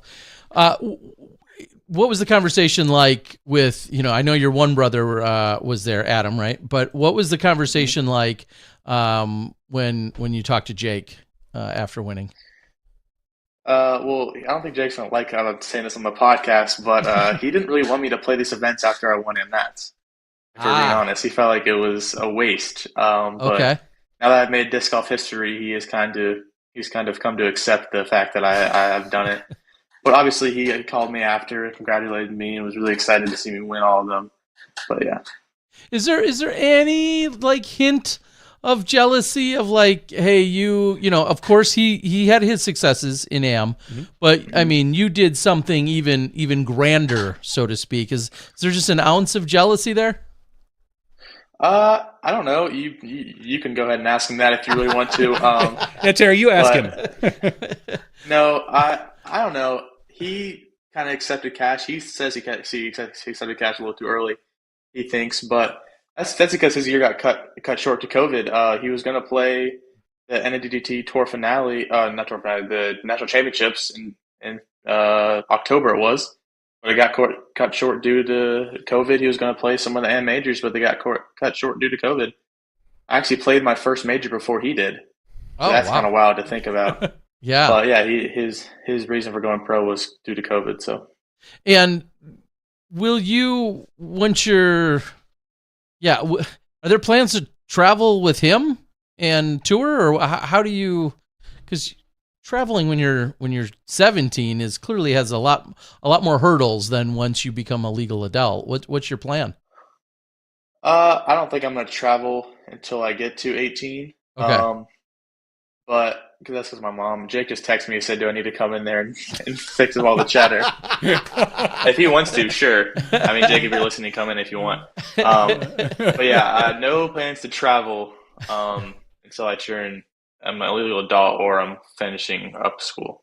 Okay. Well, I mean, it's a good thing. I looked at the ratings update was today. Yeah. Jake jumped 6 points to stay ahead of you because you jumped 8 points. So he's currently at 10-20. You're at 10-15. So he's still got you. I was going to say, just to put that in perspective, if you guys played 10 rounds of golf on a standard course, after 10 rounds, he'd beat you by a half a stroke. That's true. But we've had this discussion many times to where I like to think I'm a better forehand touch player than him. I'm just a better touch player in general. Normally he compliments my touch shot a lot. But I like to think if we go to a course like we played at Am Worlds Johnson, I think I would beat him 6 to 7 times out of 10. But then we go to any pro tour course, he's going to beat me 8 to 9 out of 10 times. That's what I think. Which is crazy considering how close you are in ratings. I mean, 5 points is less than a stroke, like I just said. That's crazy that that he's got that much of what you feel is an advantage at some of the more difficult courses. Yeah. Okay. Yeah, it's kind of wild to think about, but it's also because he's a little more distance than I do, and he can get more looks than I can on longer courses. Okay. What would you say is your specialty that you either want to be known for, or maybe you already are known for? What's your bread and butter? What's your specialty on the course? I like to throw a lot of touch forehands, and then Micah Groth has called me the best putter in South Carolina multiple times. So I personally don't claim that title. I think I can name multiple people who are way better than me at putting in the state of South Carolina. But I've heard claims. I like to take credit to my Circle 1 putting. Normally when it's on, it's on. But that's how I feel. And that clearly has led to the Circle 1 partnership and sponsorship on your hat, right? Sure. I mean, kind of. I was wearing this hat. I got it from Zach Wysocki, but I was wearing it at AmNats, and when I wanted to take a picture of it, they were shouting like, "You have to sponsor you." I'm like, "Yeah, I like you guys' company. I'll for sure." All right. So that leads to other idiot things said on the idiot internet, which is people giving you a hard time for having the same shirt where you've won all 3 of these majors. Is that just a Sunday thing? Is that a final day thing, or is that a good luck thing?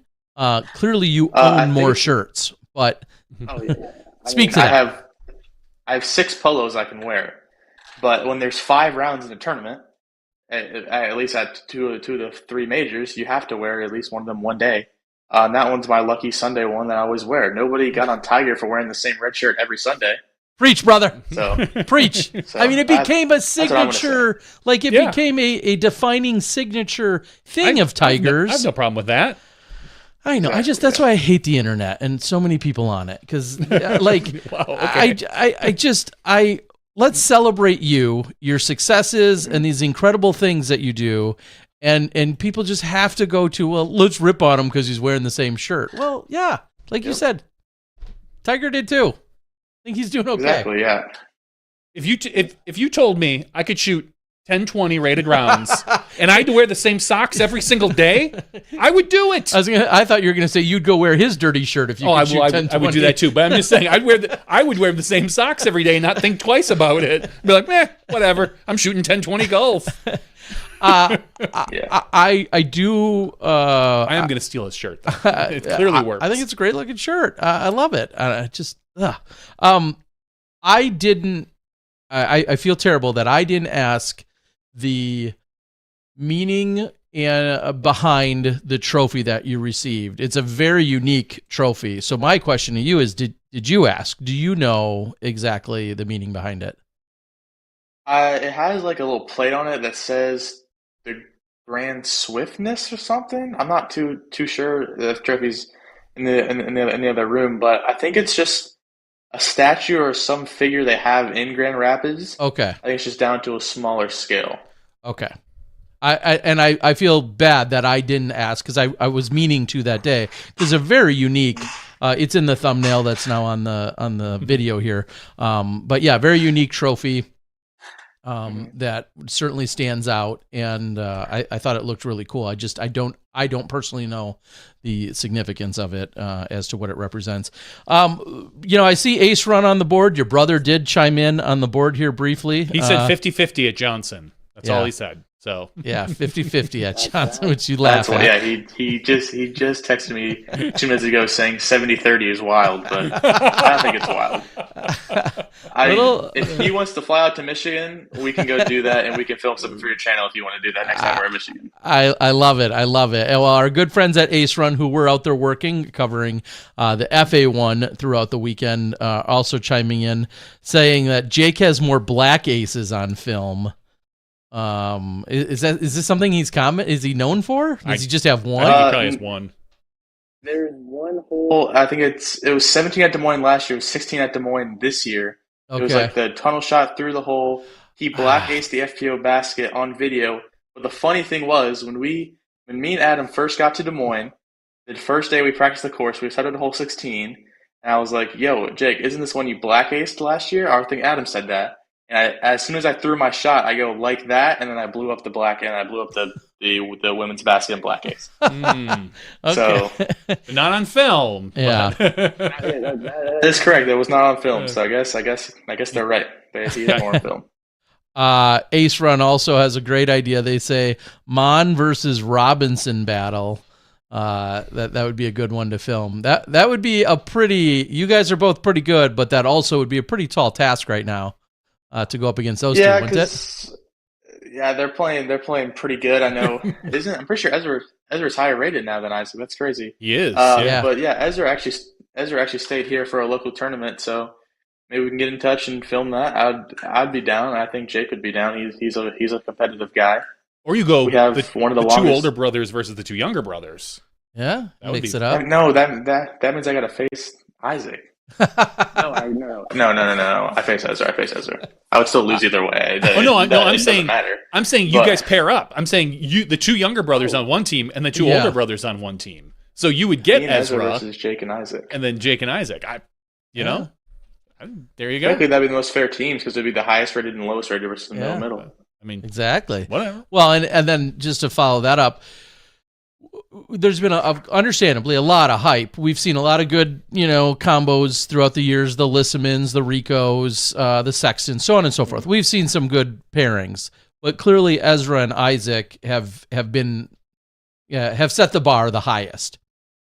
Have you ever even thought about what you and any one of your brothers, have you ever thought about like, hey, we could be the two best brothers in the world? Does that cross your mind? I think one day we could definitely get to the level Isaac and Ezra are at. Obviously, me and Jake, and just today in the backyard, we're putting together. That'd be really cool. Obviously, I know Ezra and Isaac have been on a league card together. That's something I want to do with Jake, or even Adam if he somehow gets to that point. He's in college though, but that's looking unlikely. But I always believe in him. He's one of the best forehands I've personally seen with my own eyes. So, but yeah, that'd be really fun to get on league card or be up there in the quote unquote best brothers talk with Jake or Adam. I mean, that, like I said, they have set a pretty high bar as of recent, especially when they were both just 1040. And it's just a really cool, I think, moment in our sport. And it's hard to think about that getting topped, but we really, maybe, as they say, hold my beer, because it might not be long before. I know it's long before you guys are drinking beer, but it might not be long before the two of you are in that conversation as well at this rate, which is pretty awesome.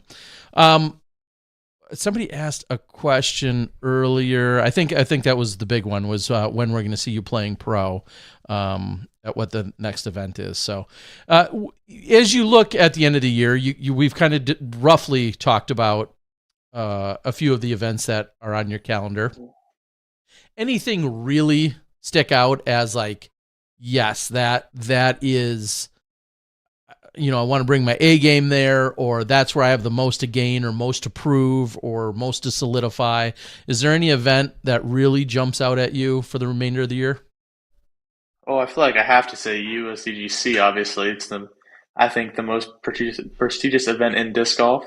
Okay. If you play well there, you get a lot of publicity. Obviously, it's one of the biggest events in disc golf. And then I think maybe Declo. Obviously, I don't think I have the best game for that course. Obviously, it's a little longer, but I feel like if I can just keep the disc in balance, I can probably place pretty well there. Obviously, you can shoot even par and almost average over 10-20 almost with how hard that course plays. But I think USGC is the one where I'm trying to play my best at and get a good finish there, because that would give me put me on a lot of more people's radar. And just to be clear, you're not playing in the World Championships in 10 days or so, huh? No, I couldn't get in because I was an amateur, and amateur signups weren't until I think June, and it was already full by then, and had like a 30-person wait list, and I was like, "There's no way 30 people are dropping out of the World Championships," and I didn't sign up. So that's how that went. I will say, in general, sign up anyway. You can always get your money back, Sure. And 30 people, you never know what they're going to change or what they're going to do. Things can happen. It's weird things, but it might have been 30 or it might have been 60. I kind of just threw a number out there. So you just never know. Because if you're one of those few that's willing to go at the last minute, you might get that call even down that list. But too little, too late now. Yeah, and then exactly. with the USDGC, that is a special exemption because you won this last weekend. Is that correct? I got it at AmNats. Oh, okay. That's when I got for the USDGC spot. Okay. But you also get one if you win Am Worlds too. Well, way to be jerk! Down. You just took away somebody else's chance then. Yeah, I feel bad. I really wanted to pass down. I told Doug, if there's any way we can get a pass down, please pass it down. And he said, I'll try my hardest. Oh, well, that's very kind of you. All right. Well, I know you've got schoolwork and junior things to do, so to speak. But school starts tomorrow. I know school starts tomorrow. Yeah, that's why he asked me tonight, like what time and how late is it going to be? I didn't think much of it. I'm like, it's summer, and I wasn't thinking about starting school back up, online or otherwise. But seriously, we want you to shout out or recognize any supporters and sponsors and anyone else that you want to talk about or mention. Yeah, I would like to thank Discraft, Down South Discs, and Ish Ulmer, Drive Bags, Circle One Discs, my two lovely parents, and my entire family and most of my friends for supporting me during this entire Am Slam thing, I guess you could say. So it's been a real pleasure winning these events this summer. Yeah, it is certainly impressive. Again, I'll go to another fact that, yes, what David Wiggins did in 2010, winning some big events, huge AM events, including a Bowling Green, also impressive. I don't think Ryan would dispute that. I don't think the rest of the world needs to dispute it. They both did impressive things, and I think we can leave it at that. I just know that some people wanted to make that an issue, and it's all you can do is go out and win and beat those that show up. I do want to clarify, because you just mentioned them, though, before I let you go. Was there a negotiation or any promotions or upgrades? Because I feel like Discraft Underground was maybe talked about, and is Discraft, are they making good on you? Or did they promote you? What's going on?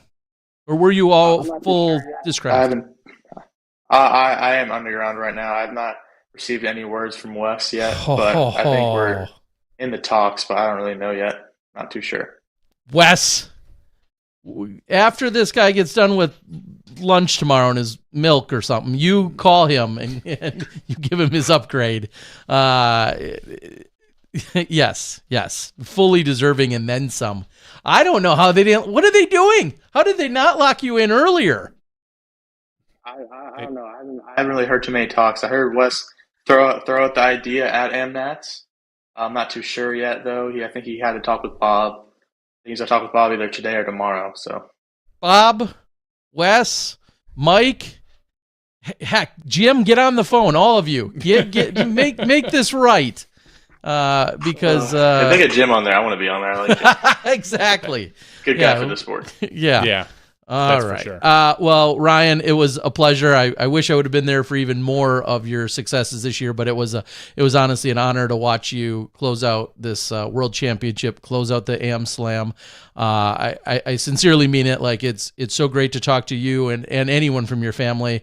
The respect, the kindness, the maturity, everything that you guys have displayed in the last few years that I've known anyone from your family, yourself included, has been it's very, not only a breath of fresh air, but it's also, it makes it that much more rewarding to see what our next young superstars are made of. And hats off to you and hats off to your parents, who are clearly doing a phenomenal job within your family, and absolutely love it. So congratulations on all the successes, and hopefully we have more of these types of conversations after some big pro wins as well. I'm sure we will.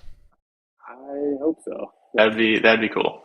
All right, man. Well, you get ready for school tomorrow, which sounds funny to say, but you get ready for school. Seriously, we do wish you the best of luck in that, and hope everything goes as smoothly as it can, and you continue to take your studies seriously. Disc golf will always hopefully be here, but that knowledge will be even more powerful. So take those business classes. There you go. That's the ones you got to focus on. Yeah. Then pretty soon you'll own Discraft. I mean, you'll just take them over. Wow, that'd be crazy. I think Paul was the closest to that out of any player, but you never know. You never know. All right. Again, Ryan Monn, the Am Slam winner here, 3 big events, along with a ton of other opportunities here in 2024. We look forward to your now continued pro career. Congratulations one more time, and hopefully we'll talk soon. Yes, sir. Thank you. All right. Have a good night. Have a See nice ya. night. You guys. What a great guy. Seems like a good kid. It was just, I'll follow it up and say, not only did he turn 17 during the Worlds, he shot his highest rated round of his life on his 17th birthday. I mean, which I believe was, if you go back, round 4. Yeah, 1079 rated round. The round that really propelled him basically ahead of everybody else. I mean, he was already kind of on pace. The first round, he was. Yeah, we discussed. We called out Jeff last week because the leader. Yeah, because we called out Jeff Yonda, and I was even thinking like Ryan Monn, who's been playing really well in AM events. I'm like, wow, he's in like 8th place or something like that at the time. Because when you mixed pools, I believe it dropped slow rolling him. Yeah, he was only at 8 down, and then he started to crawl up the leaderboard. He was in 4th place after round 2, and then 3rd round he shoots a 1035, jumping him up to 1st place, and he did not look back from there. So he had a 3-stroke lead at that point, and then the 4th round there was nothing after that fourth round. It was done. It was congratulations to Ryan Monn. Yeah, it was. It was essentially a victory lap that got down to maybe a 7-stroke lead or 8 strokes during the final 18 holes. But that's because somebody aced. Yeah. Ethan Owens got an ace on hole 15. Congratulations. But yeah, it was good for him. Yeah, congrats. A couple other as well. Shout out to Virginia Polkinghorn. She, the FA1 winner who won by 10 strokes, shooting a 5 down on her fourth round, and then a 2 over on her final round to win by 6. Yes. That was her 7th major title. She is just 16 years old. She has 5 junior world's titles throughout the various divisions. She has a U.S. women's major title, and now has an FA1 AM Worlds title. Did not come in as the highest rated woman in the division, but played consistent and really was wire to wire. She started out with the lead in the very first round and then never relinquished the lead throughout the rest of the weekend, and very impressive. Now she, on the other hand, 16, and said, and this is all in a post-round interview somewhere that was released, I talked to her, not necessarily ready to go pro yet. No, and I don't blame her. She's kind of in that in-between zone of rating. Like, she's 899 rated right now. If you go on tour with an 899 rating, you're not making any money in FPO. Correct. You need to, for bottom cash, I believe it's somewhere around like 930 golf you need to play. She's only 16. If I were her personally, I would probably go pro, but not think about the tour.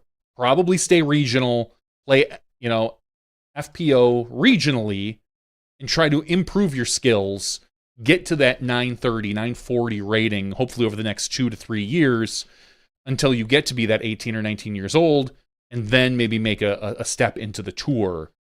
I don't know what else she would get from continuing to play amateur, unless there are no FPO in her area. Maybe there is FA1s that you can compete against.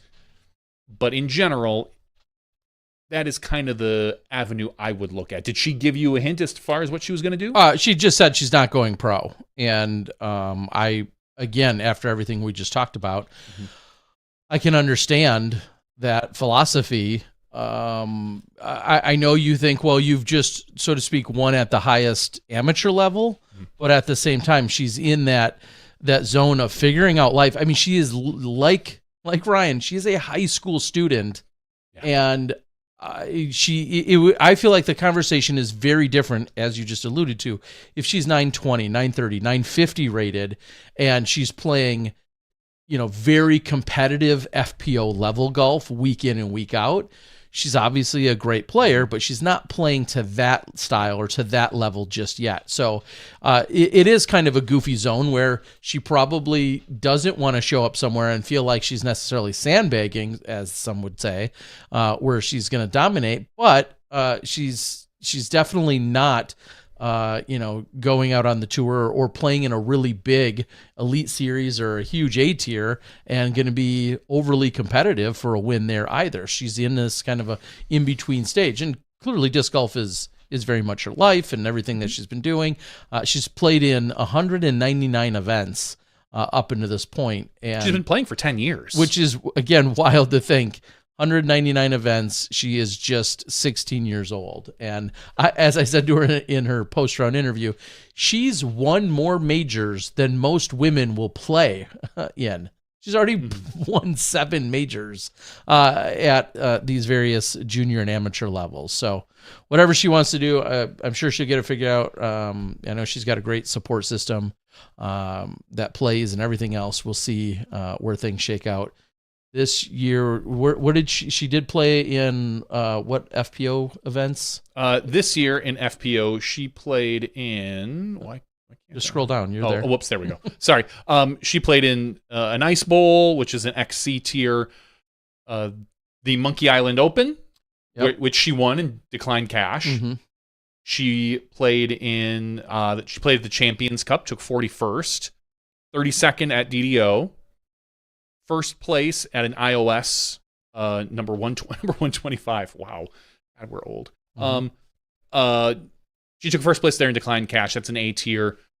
Third place at the 2024 Midwest Showdown, which is a B tier, and 38th at Ledgestone. So you can see that when she plays in the big events, she is, a 40th place finisher. Yeah, she is. She's not necessarily competitive there. However, when she's playing in the advanced division, she seems to be at the top of that game. Yeah. So, a very a position, and who knows, because you have to assume, as you're still in high school, finding exactly what your priorities are going to be, even for the next couple of years, whether that's all in on disc golf or that's all in on other things that she participates in. Disc golf, isn't as much at the forefront. It's tough to tell. Yeah, like I said, she should be working on her skills, getting her rating up. Maybe that even involves playing in some MA1 or MA2 fields, depending on what she wants, if those are competitive fields. Because I feel like when you are pushed to compete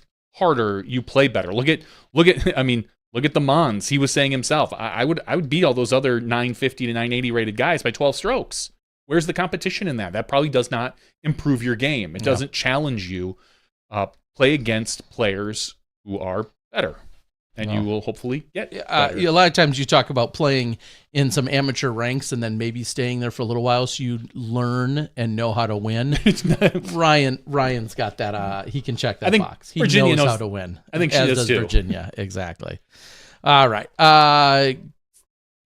Couple other boxes to check. A couple birthdays. I think Katrina Allen celebrating a birthday. So congratulations. Happy birthday to Katrina Allen. And Kona Montgomery. I think if not today, it was yesterday. One of the two, or not both. One of the two or both.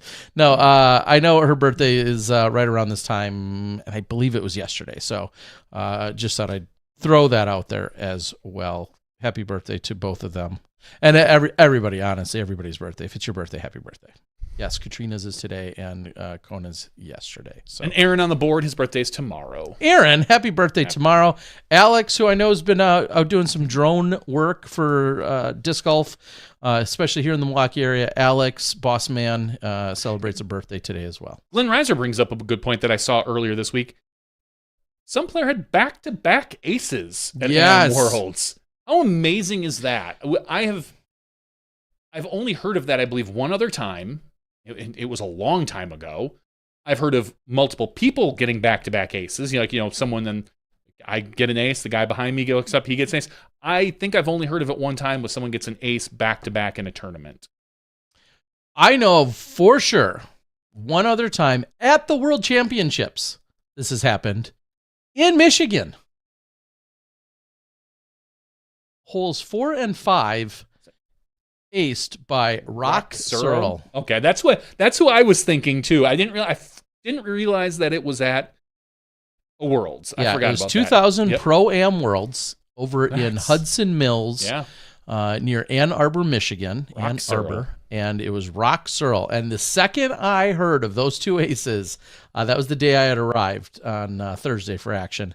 The second I heard about that, I go, oh no, Rock finally has company. Yeah. As he had gotten back-to-back aces on 4 and 5 at Hudson Mills. I've got a signature of Rock Searle somewhere on one of my discs. I mean, you're kind of an idiot if you don't. Yeah. I'll say that to the rest of the world because I have his signature as well. So Rock and Pat have been Golden Rake recipients and staples at USDGC for many years, and incredible humans, and somehow they like us. So, well, there's no accounting for taste. Yeah, I can't make up for that. But anyway, so yes, a very elite club and company that you're in when you're seeing back-to-back aces. Homie, a gentleman who Matt Lavasco, who had passed away, he once had 2 aces in the same round, but they were not back-to-back, but they were both within the same round. I think it was, I'm going to really date myself. I believe it was his first hole and his last hole, though. So on the scorecard, oh yes, they looked like they were back-to-back. That was over at what's now deemed as the Red Course over in Crown Point, Indiana. I was at that event. Anyway, pretty crazy. Glenn Reiser asks, no cat baby yet. Not that we've heard. Yeah, I don't think she has posted said news. But, yeah, I mean, as far as we know. I mean, if she was going to have a baby, today would be a good day. Well, it's her birthday. I guess any day is a good day, but yeah, I would be okay with that. Sharing a birthday with your kid, that's okay. Yeah, that'd be kind of cool. My father and half sister share a birthday, so that's kind of cool. Because as you get older, birthdays start to matter less and less. So then that gives you the opportunity to continue like celebrating your birthday year after year after year. It's like you can say it's for your kid, but really you're getting cake. Yeah. Good plan, Kat. Yeah, that's a good one. If only At least we keep knew. it nearby. So all right. So let's go into an after show. Okay. And then we'll talk a little bit about some other disc golf drama going on in the world with sponsorships that I think you have a little more insight on as far as the Chandler Kramer stuff. You spoke with him? I did. I think you told me that. Oh, I think I did. Yes, and part of the cliffhanger here, that's not really much of one. Obviously, some of the conversation today being Leah Sinigini, along with Chandler Kramer, making posts saying that they have parted ways with Lone Star. I feel like a little bit of insight that I could maybe sprinkle in that we'll do in the after show, and some other random topics that we can go from there. I got one or two other things we can talk about in the after show. Actually, what we should do, let's do the after show live over on X. Well, How do you think that will go? I think it would go phenomenally well. There's no way in heck that the system would crash, that someone would blame it on a DDoS, even though it clearly wasn't. There's no way that could happen. And we would probably get the same million viewers they did.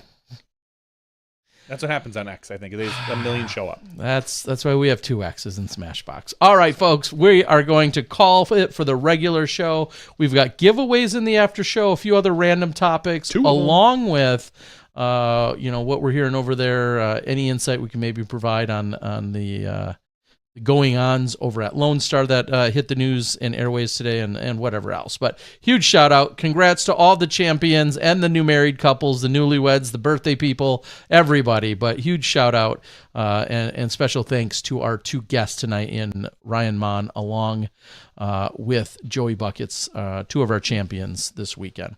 That's been Smashbox TV Podcast 519's regular show. We're going to take a quick break, and then we'll be back with more action in the after show. We'll see you then when you step inside the Smashbox.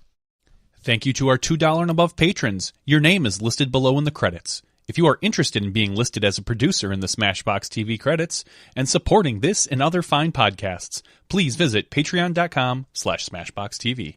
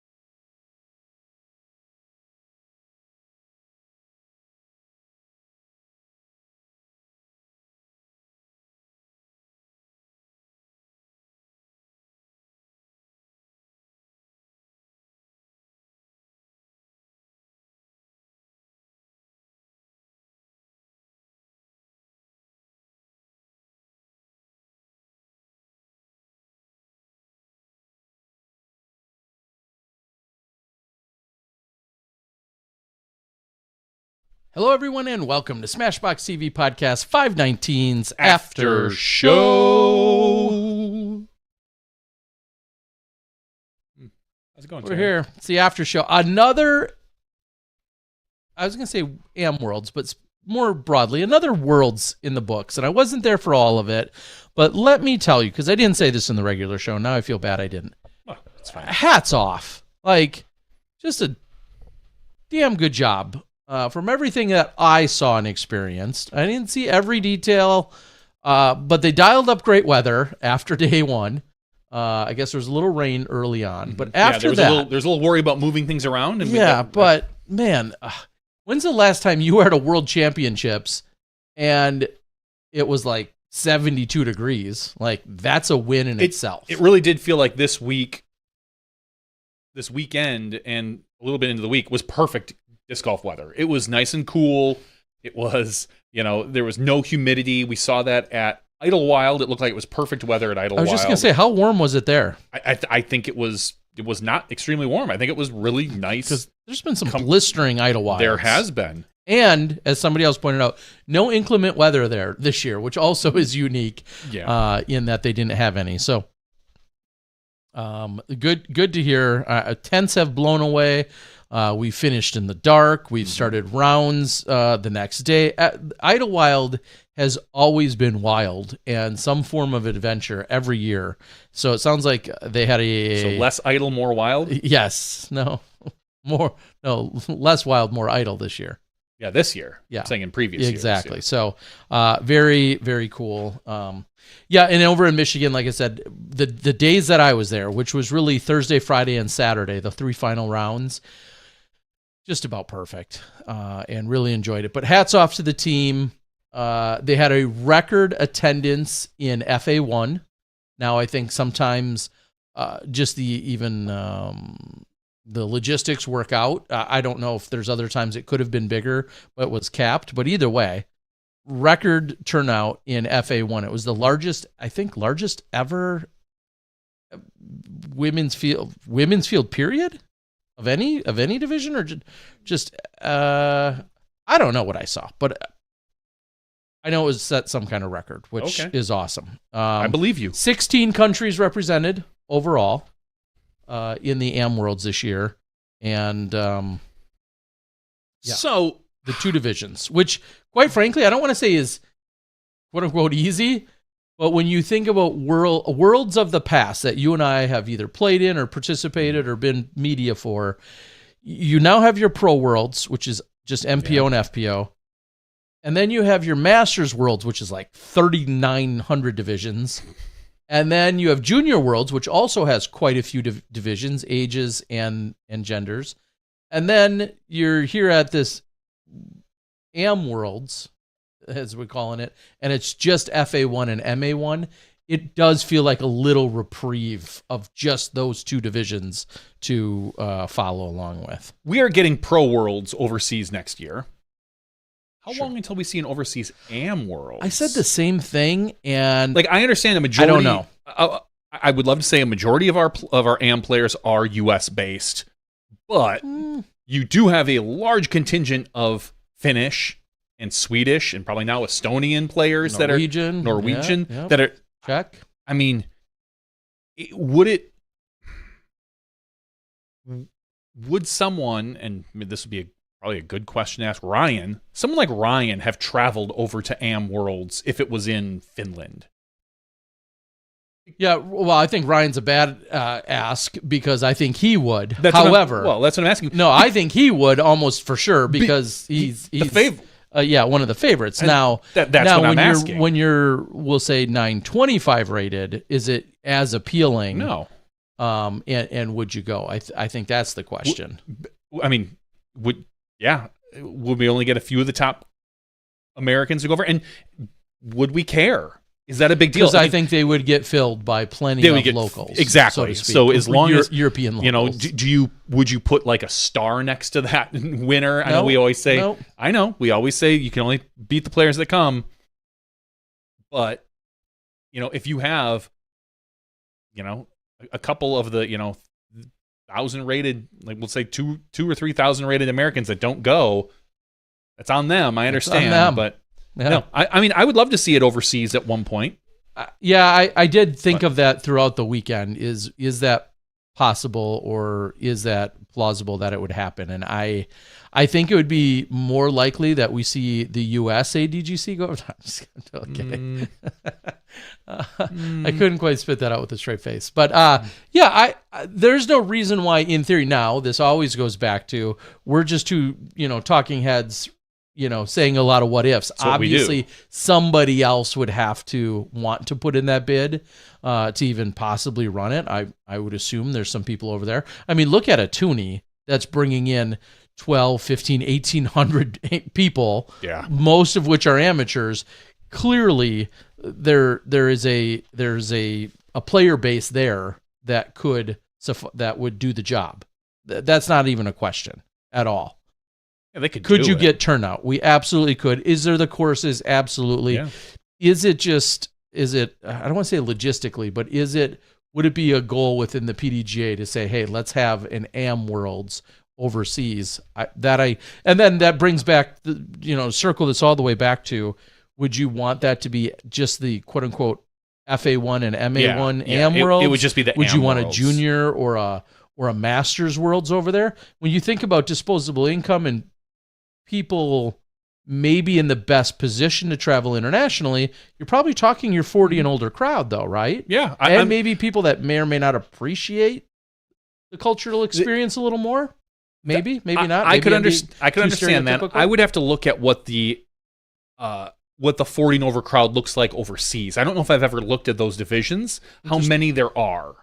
I think there's plenty. You think there is? And I only say that I think if there's some that don't look like there's enough, it's because they usually streamline in the first place. And I'll very generically speak of, look at a lot, maybe is that the right word? Look at a number of tournaments and you might only see 3 divisions and there's 128 people. If they offered every available division that we typically do, there might be still 128 people. There might be 150 people, but they might actually span 9 or 10 divisions. But a lot of international play in the past gets very streamlined. Like you're open, you're pro women, or maybe you're a pro master, and like that's about as far as sometimes they divide it up. I think there's more than enough players to do it from a master's perspective. I would have no problem. I think as long as you assume there's enough players, then I have no problem. And even honestly, I only think as far as filling the event, if you can fill the event, then I don't care. I don't care what your top rated player is. I don't care what your bottom rated player is. If you can fill the event, then I don't see an issue moving it over for masters, juniors. Juniors would be tough, a little tougher, but masters, amateur, or juniors. Again, you fill it with a bunch of Finnish junior players. What do I care?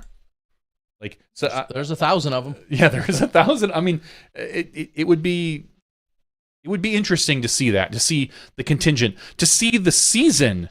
Like someone like, I know Ryan's unique because he was going for the Am Slam, but someone maybe that isn't doing that, would they go pro earlier and just say, I'm not going to Worlds this year because it's overseas. I'm going to start playing pro. Quite possibly. And something like that. Those are interesting questions. I hope we see it. I'm going to put all right, Terry, it's 2024. 2025 is Pro Worlds. 2028. Over under. Over under. Those are only 2 words that need to come out of your over. mouth. Okay. Yeah. Now tell me why. I was just gonna say, I if I were to put a number on it, I'd say like 2030.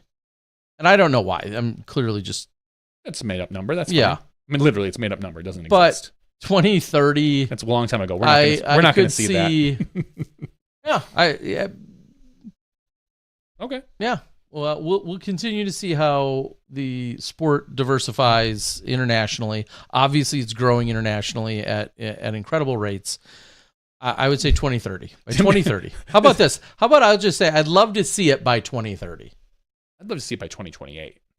But your number's made up. It's wrong. This sounds really funny, Tim.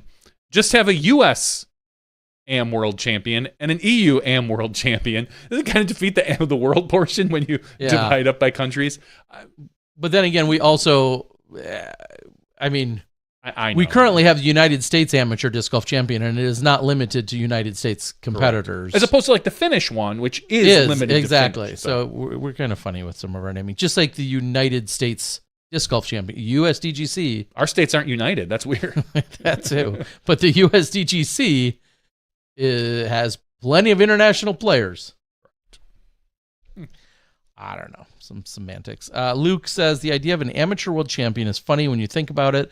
The best player who doesn't move up to their division skill level should be wins. Yeah, I hear you. I mean, I think that is so true, though, of literally so many sports. Like, where's that fine line ever that gets drawn as to how many times you can win or play amateur at a given sport? And then are the wins a defining factor? Is an age a defining factor? Is some form of rating or handicap a defining factor?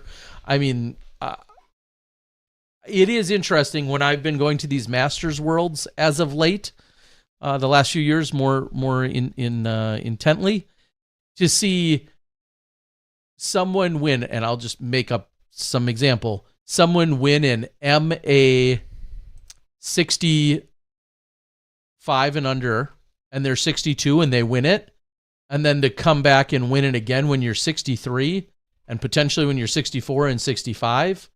Like, those are when there's still an MP option. Yeah, there's some interesting debates that could be had there. Not to be dismissive of any amateur titles in the world at all, but at the end of the day, we're talking about non-life changing MA or FA divisions in terms of professional careers. You're not making any professional, even if you ran the table from MA 40 to you no longer can throw a frisbee at the age of 85, and you win 45 consecutive years of AM Worlds, of Masters Worlds in the amateur division, you're still not making a career out of that. You'd be the most hated person on the planet, but you're not making a career out of that. Is that a challenge? You're already too late, and you don't have the skills. So yes, that's why it's a challenge. Challenge. I'm throwing down the challenge to you. Okay. All right. We'll move on. A couple other subjects. Oh yeah. Let's talk about something. Do you want to talk sponsorship, or do you want to talk? Well, let's just talk straight up announcements. Let's start there. And I have I feel like a basic understanding and therefore take on we can talk about this week. We'll talk about this week then. We saw specifically today, here it is, August 13th, 2024. We saw specifically that two of the most prominent Team Lone Star members both made posts on social media, various social medias, about how they have parted ways with Lone Star. And I'll read Leah Sinigini 8 hours ago said, "My sponsorship with Lone Star Disc has ended. They called me before Idlewild with no prior notice, saying that I'm no longer on the team. I was upset by the unexpected change, but I'm grateful that I was with my tour fam because they have been supportive all week. With change comes new opportunities. I'm excited to throw an open bag for the rest of the season. Thanks for the kind words." So that is Leah Sinigini, who I believe technically posted a little after, at least what I saw. This may not matter. But Chandler Kramer had made a post as well to social media with his Idlewild tour recap, saying he threw a bunch of good shots, comfortable, talking a little bit about his play, hard to focus on his round, but he wasn't completely present. Here's why. A few days before the event started, Lone Star called me and informed me they were cutting ties with me. A few hours before my round started on Friday, I received a text informing me that the van I had been living and traveling in this season was going to get returned to Houston. They were obviously in Kentucky at the time. Since I was no longer on the team, it makes sense. However, because of this, it was meant to be stranded in Kentucky. Then he kind of breaks down like the challenge he was going to have for the next couple days because of this. I hate to say it, but one of the things that everyone's up in arms about is the thing you just yada yada yada through. Okay. Well, then I'll read it. That's fine. Yep.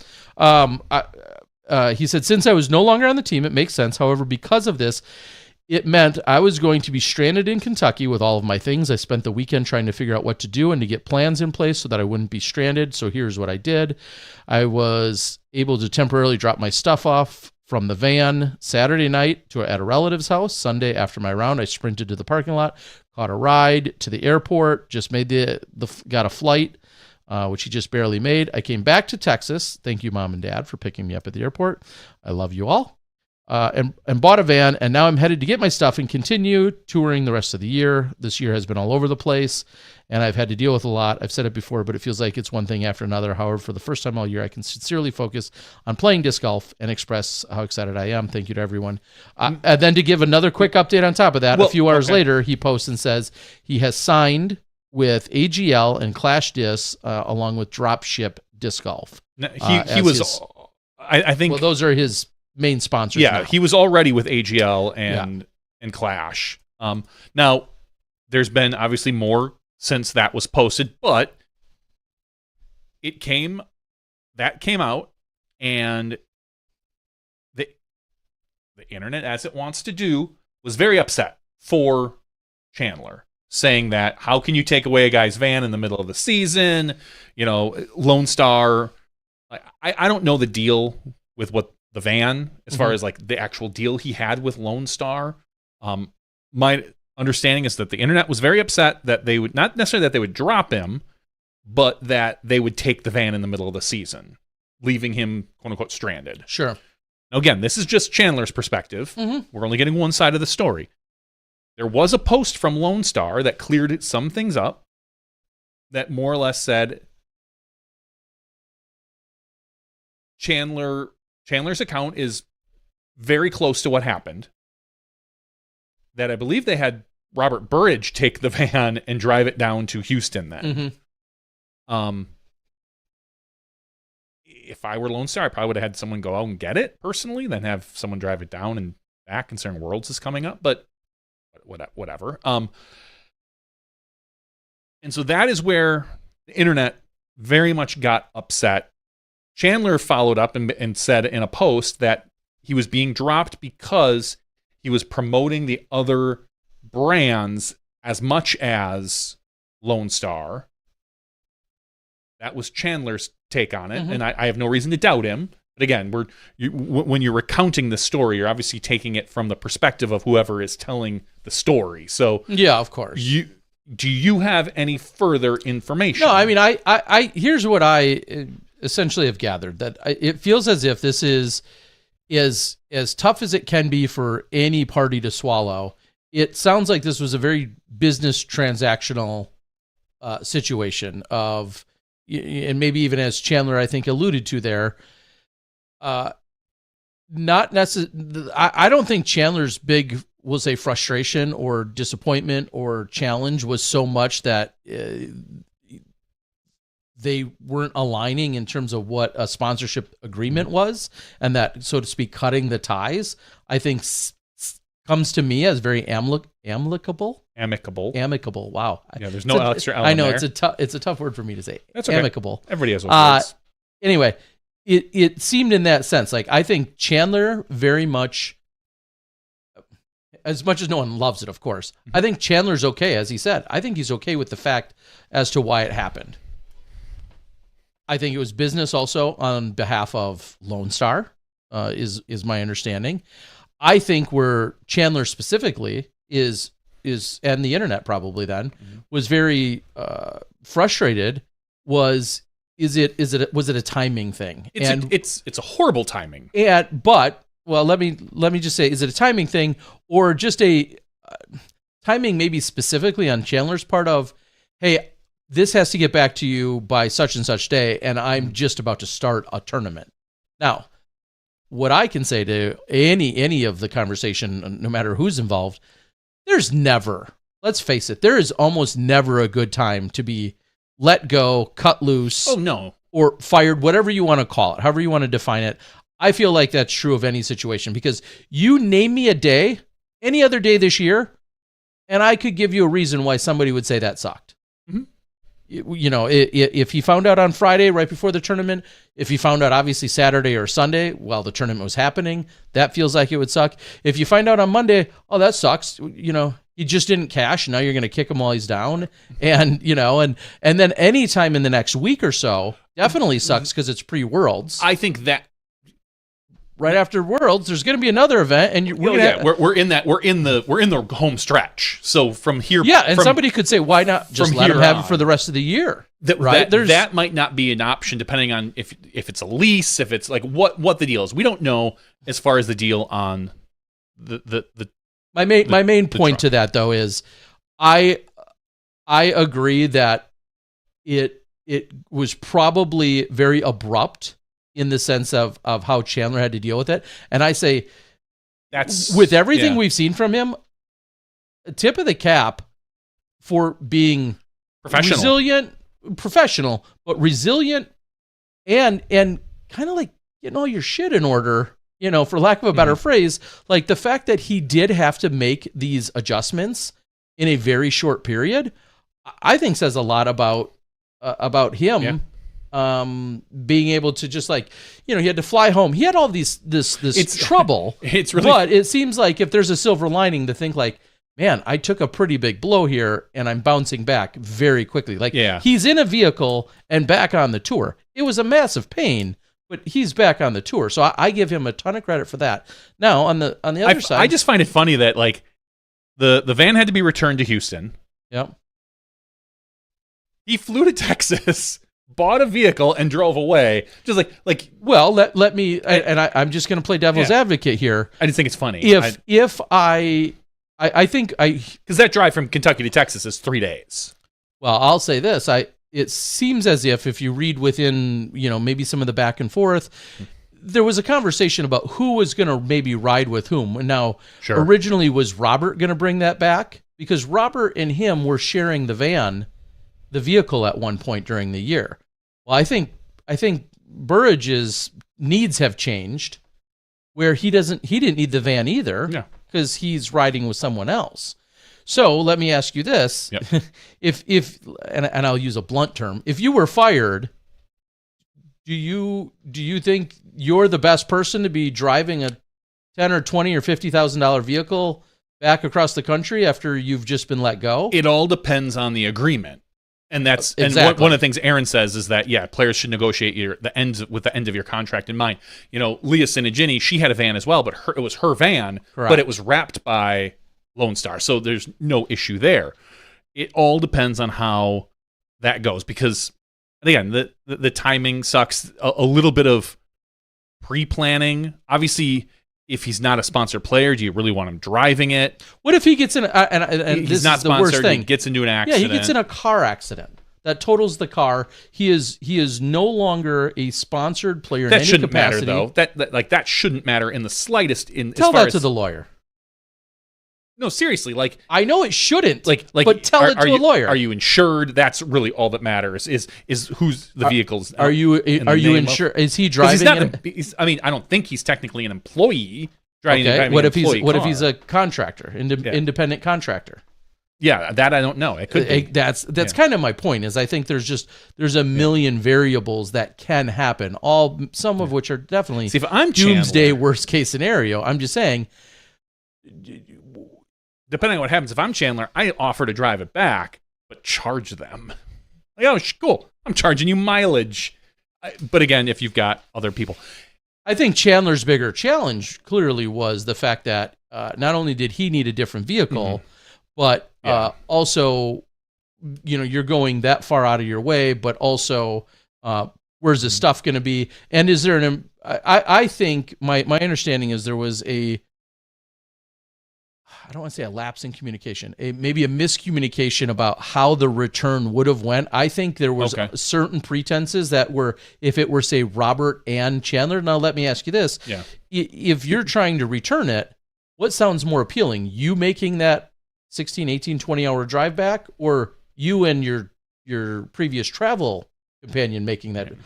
Clearly you could cut that time considerably if there's two of you returning it versus one. I think there was just a lot of conversation about who needed to be where and when and why and how. And I think it continued to unfold from there. As you said, there's no good time, but in my mind, Kentucky to Virginia, Worlds. Sure. right before the World Championship, when these players, in theory, want to get there, get these rounds practiced. Now you're taking either Robert or Chandler, whoever's time, out of their schedule in order to get all this done. That is where I might have waited till after Worlds, or I might have tried to do it, depending on how this went, I might have tried to do it 2 weeks ago. Now, hindsight's 2020. Hindsight's Not even just 2020, but let's just. This is 1,000,000,000% fictitious. Yeah. But let me just throw this up. Let's just say we'll use generically an employee. You find out an employee. I don't even want to put this out there because I don't want to imply this is related to Chandler. But let's just find out something happens that you just discover. Like now's the time. Like, and that could be. I get what you're saying, that you could say, well, 2 weeks ago would have been nicer, or in 2 weeks might be nicer. I hear you, but maybe something's transpired for one of the other parties where, no, it's now. And that could be. That could be the scenario. You walk in on your wife doing something she's not supposed to be. Not everybody's like, well, let's let this simmer. Some people are going to act right here and now.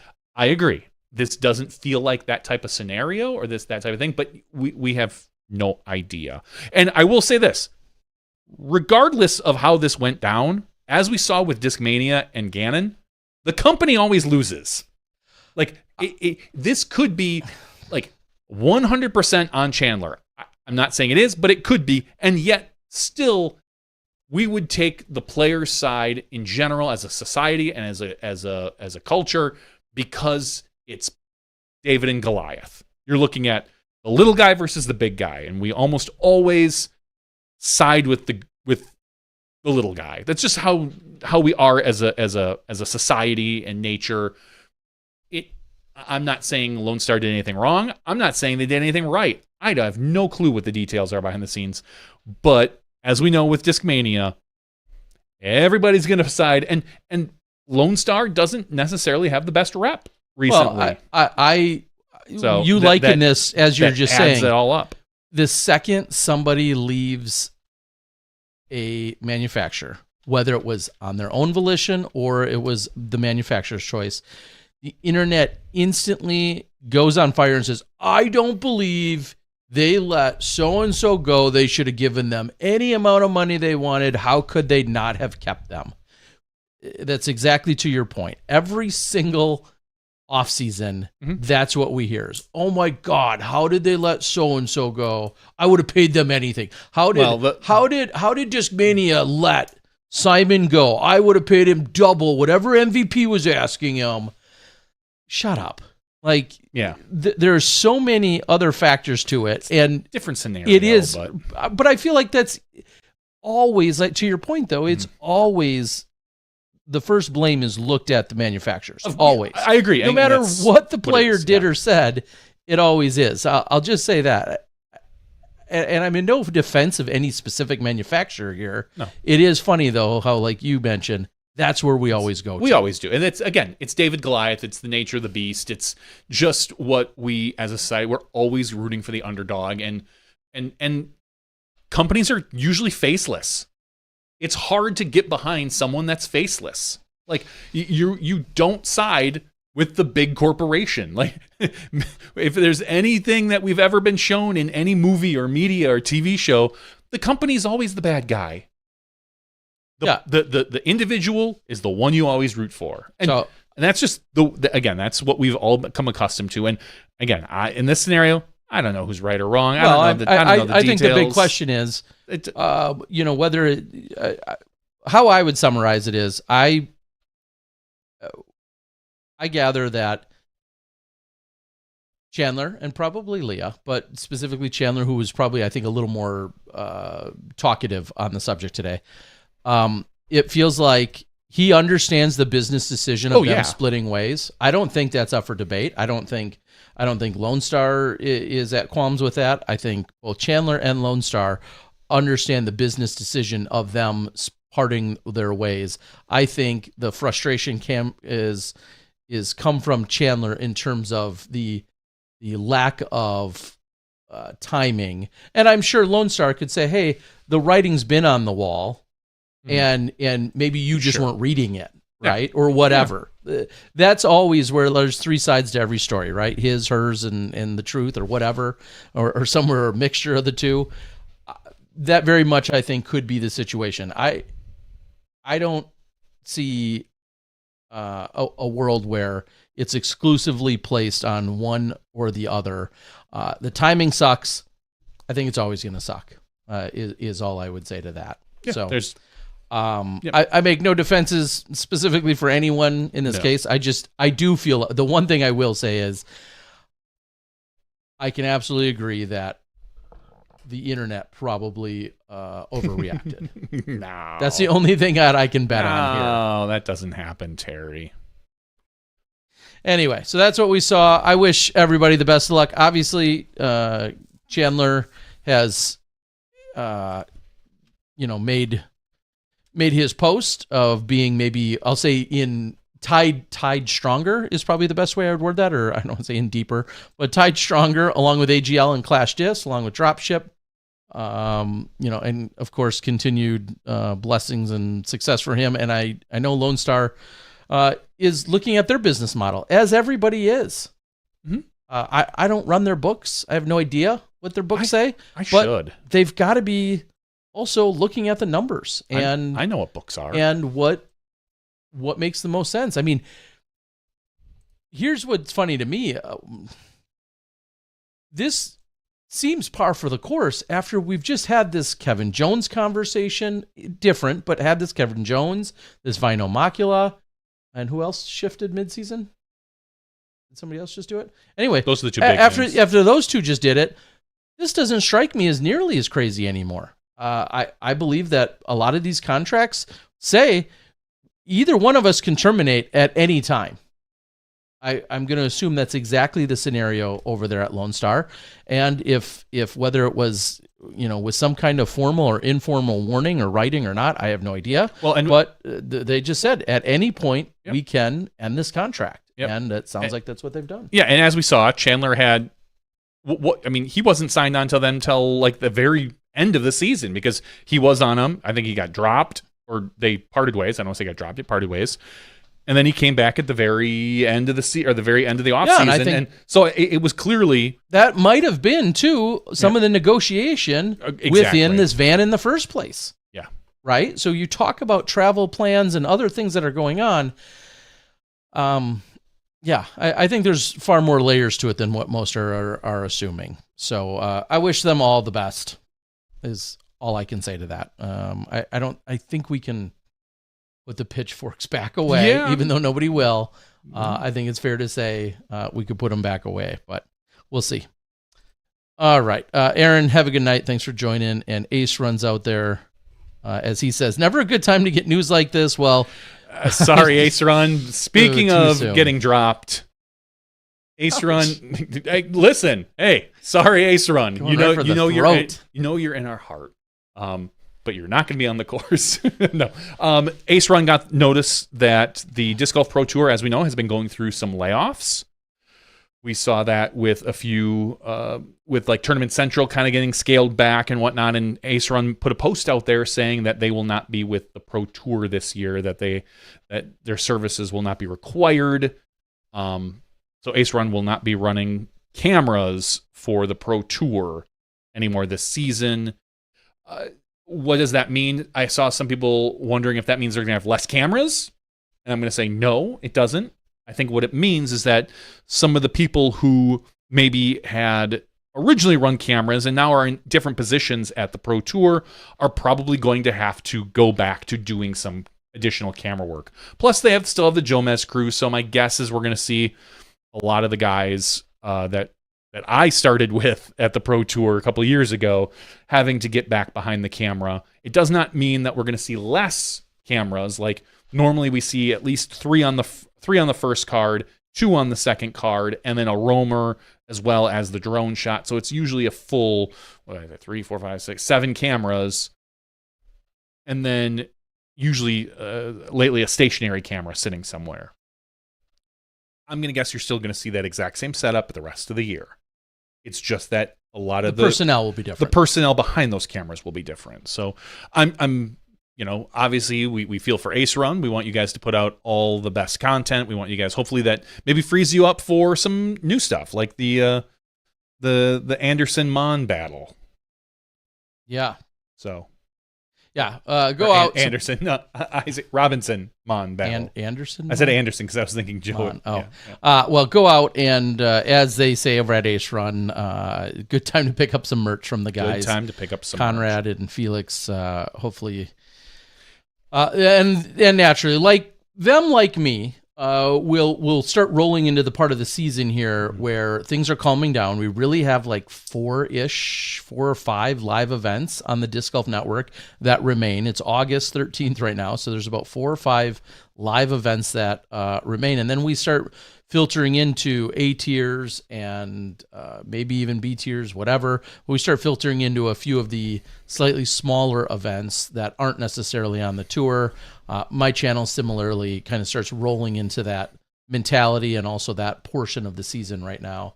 And Ace Run may be available for a few extra things. I know Ace Run, along with Gatekeeper, will still be the post-production backbone for, the Tim Selinsky. Great.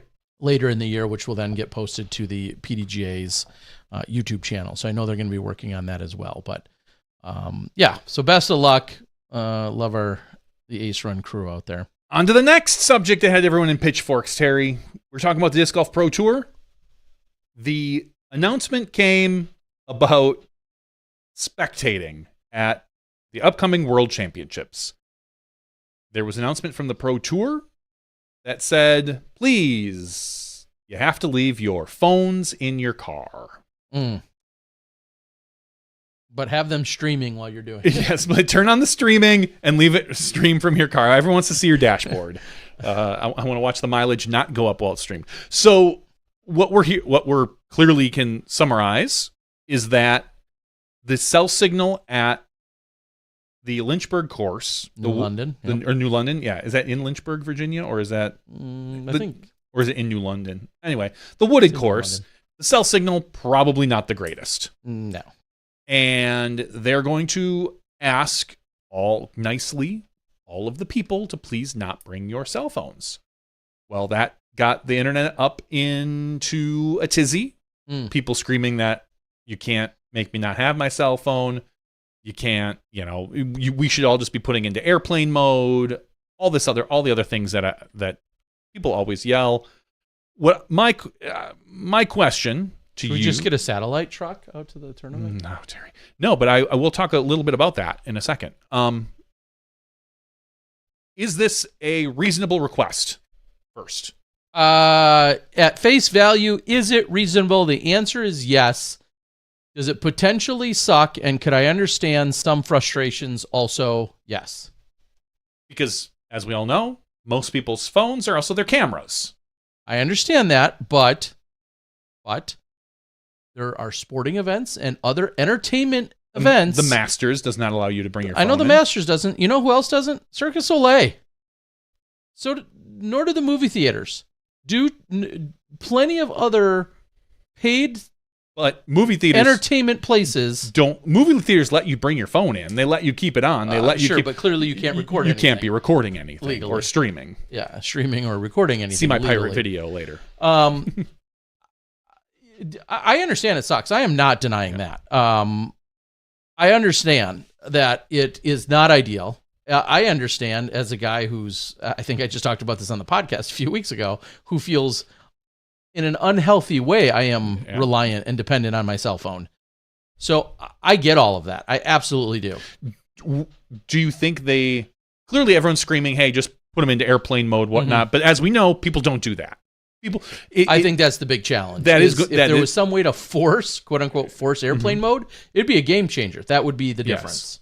But because they're, hey, I have kids, I need to be in contact. I don't buy any of the arguments that if you are that important that you need to be in contact with somebody, maybe going to Worlds isn't the best plan for you. If it's that vital. I will say, in defense of people, this is awfully late for the Pro Tour to be announcing this. This is something that probably should have been announced when you bought your tickets. Like, this is something that we should probably be looking at as a sport. If this is how we're going to, and I know how the system works. I built the fucking system. Like, this is how it's going to be. We're not going to be wiring courses. We're not going to be getting different solutions. Cell signal is the option for us because it is the most reasonable priced. It is the most realistic solution right now for what we need to do. So we need to set standards. I think we've said this before, but I'm also in defense. Like I said, I'm in defense of people saying you should have known this when you started selling tickets to Worlds. That kind of should have been there because there might be some people who have an issue with that. Now, because if it's known ahead of time, too bad, so sad, people. Suck it up. You knew when you bought your ticket. Being the week and a half before Worlds, I understand some people's frustration with that. I do. As do I. And I don't think it's unreasonable to ask people.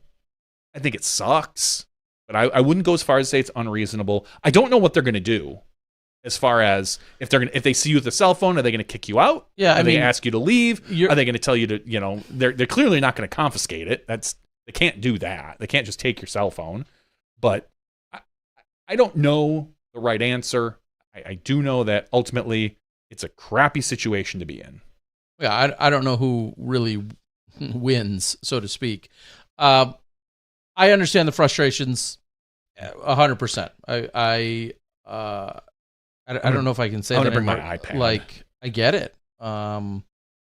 And we've talked, and plenty of people have said, you look at your phone for scores, you look at your phone for other clarifications. Maybe you want to be Some guy literally said, I stream the broadcast while I watch. Oh, tons of people do that. Because they want to hear the commentating, because you want to hear what's going on in other cars. 100%. Yeah. I mean, I obviously, as a field reporter, I've been out there countless times, and I'm watching someone sit within 10 feet of me, and they're watching and listening to the broadcast. Super fans, man. Yeah, I don't have a problem with that. I get it.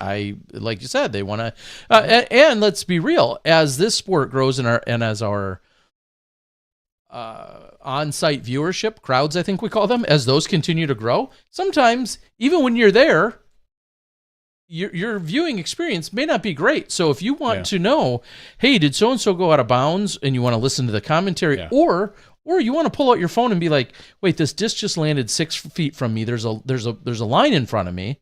Is this a spectator rope or is this an OB rope? Maybe you're not sure. Maybe you're like zooming in on the T sign that's available online. I get all of that. I absolutely understand all of that. I can understand the frustrations. Mm-hmm.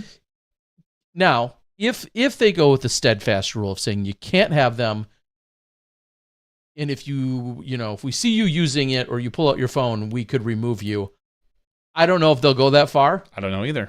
What an awkward position for everybody to be in, as the person that gets kicked out of Worlds, and or the person from the staff that's going to do the kicking out. Nobody wins in that scenario either.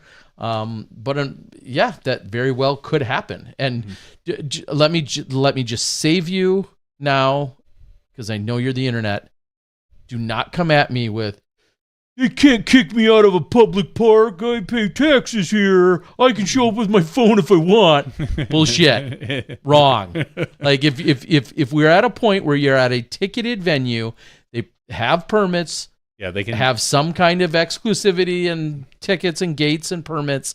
And if you're buying a ticket and you're going in under all of these agreements, implied or explicitly stated, yes, they can kick you off of and I know that's going to be the case at Ivy Hill because that's a private golf course. That's the golf course. So you have no problems. But assuming New London Tech is technically a public course, I haven't physically been there, but it's a public park.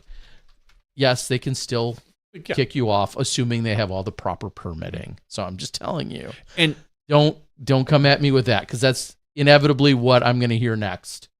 Dude, I'm going to show up with 6 phones, and I'm going to hang out and do whatever I want. I'll walk right on the green with 6 phones. I'm going to stream in 3D, you jerks. They can't kick me out. My uncle lives here, and he pays taxes. That's enough internet. I've voice. run enough Internet tournaments. voice. I've run enough tournaments to hear all of the public park comments. That's my point. So that leads us. We'll kind of get off of that subject. That leads us to people asking, does that mean that Worlds will have bad signal? And I will say I have seen some behind the scenes stuff. They are working with an external company.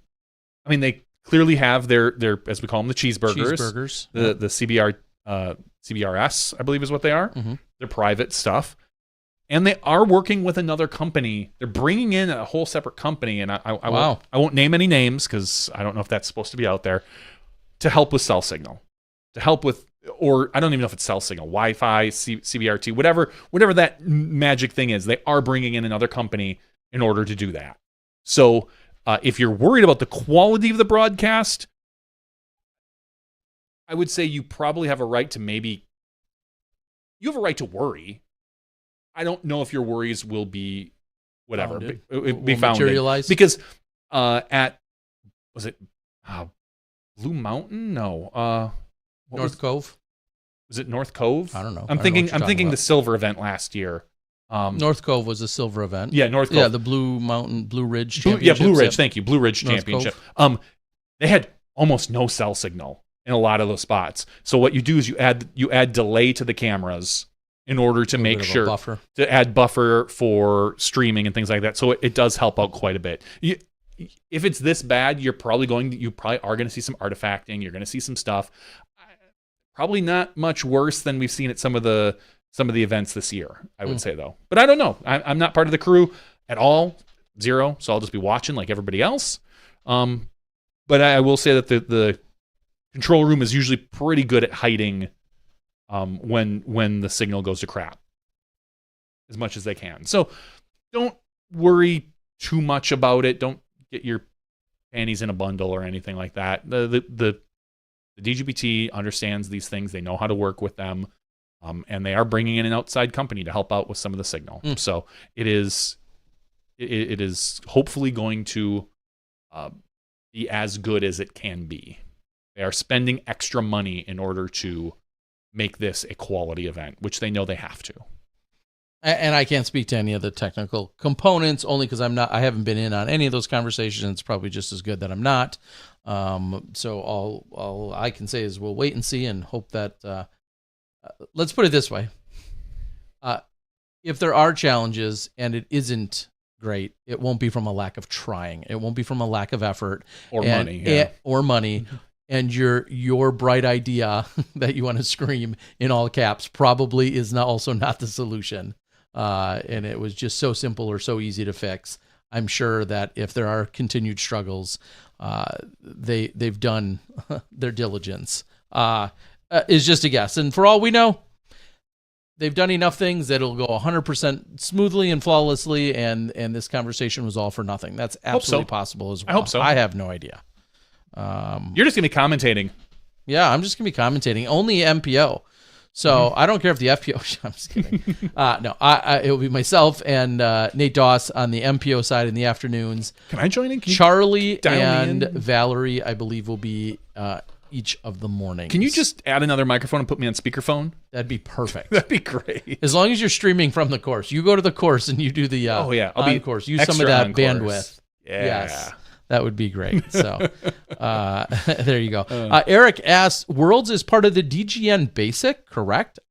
Yes. I believe so. Yeah. The only two events that were part of the Pro were USDGC and EO. And the European Open. So those are the only two. Those are the only two that were part of the Pro. Everything else is part of the Standard. I don't think Basic. I think it's Standard. I don't know if Basic is like the bottom tier where you get like one free day and maybe an event or so. Yeah, I shouldn't have spoken so. So Basic could be. I think with Basic you might get like the first day or two. I don't know. It is definitely part of the Standard plan though. You don't have to upgrade above the middle of the three. So. I don't know. Something like that. Yeah. Go look. It's out on DGN. Go check it out. So, blah, blah, blah, blah, blah. Terry Miller, we have 2 giveaways to do tonight. Yeah, do we? Yeah, we do. Still 2? Yeah, this is our last week of 2 giveaways. Oh, okay, I'm here for it. So I only heard back from one of the two from last week with those ridiculous prizes. I don't know if we're gonna have to pass any along, but I only heard back from one of the two winners from last week. I might have to take one of them. No. Jerk. But yes, please double check. I had some serious not serious. I had some cleanup, but that wasn't that serious. That had to take part as part of the Patreon addresses. So, yeah, make sure your Patreon address is updated and correct within the system. Speaking of Patreon, what? We'll quickly talk about this. Now, this is real insider info. So if we'll do this and then the giveaway. It only applies to our favorite people. It applies to our favorite people. Patreon is being forced to change their payment method. Currently, they were no longer going to be offering after November 2025. They are no longer offering a per creation. Yeah. So if you pay per creation, like we have a lot of our users here who pay per podcast, they are forcing everyone to go to a monthly. So what you might see if you're a Patreon supporter, first of all, we love you very much. But you might see a slight change in your Patreon support number. We're going to work with Patreon to figure out exactly how that's going to work. You're not going to get charged more per month. I can almost guarantee you that, because we know that you guys have some of you have set limit, some of you don't. What we do know is that we're going to probably have to change from a per event to or per creation to a monthly subscription price at some point. So we're going to have to talk, Terry and I, figure out how exactly we were going to do that for like what level will be a disc versus the mini. Most of that stuff probably won't change, and this is all due to Apple changing their terms of service with Patreon and how they've kind of been getting around it. And there's a whole article out on TechCrunch if you're really interested in the nitty gritty of the tech battles that are going on behind the scenes. But just so all of our Patreon supporters know that that might change a little bit over the next 2 to 3 months, depending on what it is. Because then there's something that has to change by November 2024, or you can't do. There's a whole little thing that Patreon put out, but we're going to work on that behind the scenes. And like I said, we'll make sure that everybody is at an appropriate level that you support. And if there's anything weird, reach out to us. We will make sure it is all worked out. So, yeah. Scott says it all makes sense for the change, but I'll shake my fist at Patreon anyway. You can kind of shake your fist at Patreon, but really shake your fist at Apple. It's really Apple kind of forcing what's going on here. It's so funny that how much you can love a product and hate a company that makes the product. Because I love my iPhone. I love using my MacBook. I like Windows as well, so it's whatever. But, man, Apple, last year or two, just kind of blah. So, anyway. Those lizard people. They are lizard Is people. That who's running it? I believe so. Are there any other kind of people? There's people. There's lizard people. We all agree there's lizard people, right? Yeah, obviously. Okay. Are there other types of people? Are like chipmunk people that we don't know about? Is there amphibious people? Are there bird people? Like, I want to know all the types of like secret society people that are out there. I mean, I've been told that there's like real life trolls. They're like living under, like, in their own society, in their own world, like layers beneath New York City. That's what one of my conspiracy theory friends said. Okay. That are like albino and like as they've never seen the light. They were born down there. I take a little offense to that. And no, I'm not talking about. Just people that apparently have been born down there in this other world. Yeah. So I forget. I think trolls is one of the words that was used. Okay. Yeah, I don't know. Because I'm just curious if there's other types of people. But the stupid people. There are stupid people. But you know who's not stupid? Anyone that subscribes to patreon.com/SmashBoxxTV. You are our favorite people. And we're going to do 2 giveaways tonight, Terry Miller. 2 giveaways. I pulled in everybody on Patreon, as well as people that go to smashbox.tv/weekly giveaways. So you can enter in every week if you want. We have 122 people eligible for our giveaway tonight, Terry. I'm going to refresh this page on random.org.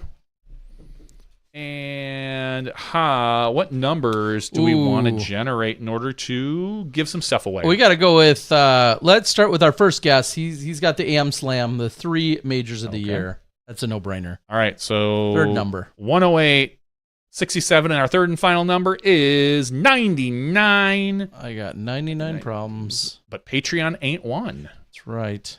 No, 90. I sorted it by email address, by the way. So. Carney, thank you, mole people, not troll. Scott Pilner. Right. Scott, who's on the board? I think I just saw him post. Pittner. Yes. Oh, sorry. Yes, Pittner. My screen is really small. Yes, and Scott. My glasses suck. Yeah, congratulations, Scott. I'm going to hit Control Plus in order to make my screen a little bit bigger because I'm just that You're old. You're getting old. Well, I have transition lenses, so I have to if I go down too far, it's too far away for that. But I do Let me repeat. You're getting old. Yeah, you're not wrong, Terry. Wow. I also have readers upstairs now. A whole separate pair just for reading. See? I always told you reading doesn't pay off. All I need to do is learn how to read now. You get the glasses first and then learn how to read. So Scott Pittner, congratulations. Thank you very much for being a Patreon supporter. Terry Miller, Scott. We are going to do one more giveaway tonight. And Scott, who hails out of Northern Illinois, appreciate it. We spoke of the iOS series earlier, some ties there. I know, iOS 125. I remember number 1. Yeah, I know. All right. And then it was his first win. So the very next one number to generate in behalf of Joey Buckets. Our next number is 118. 118. I'm going to scroll on to 118. And that is Brian P. Frawley. Brian P. Frawley. Congratulations. You are our other winner. You are relatively... I have to take a look here. Let me look.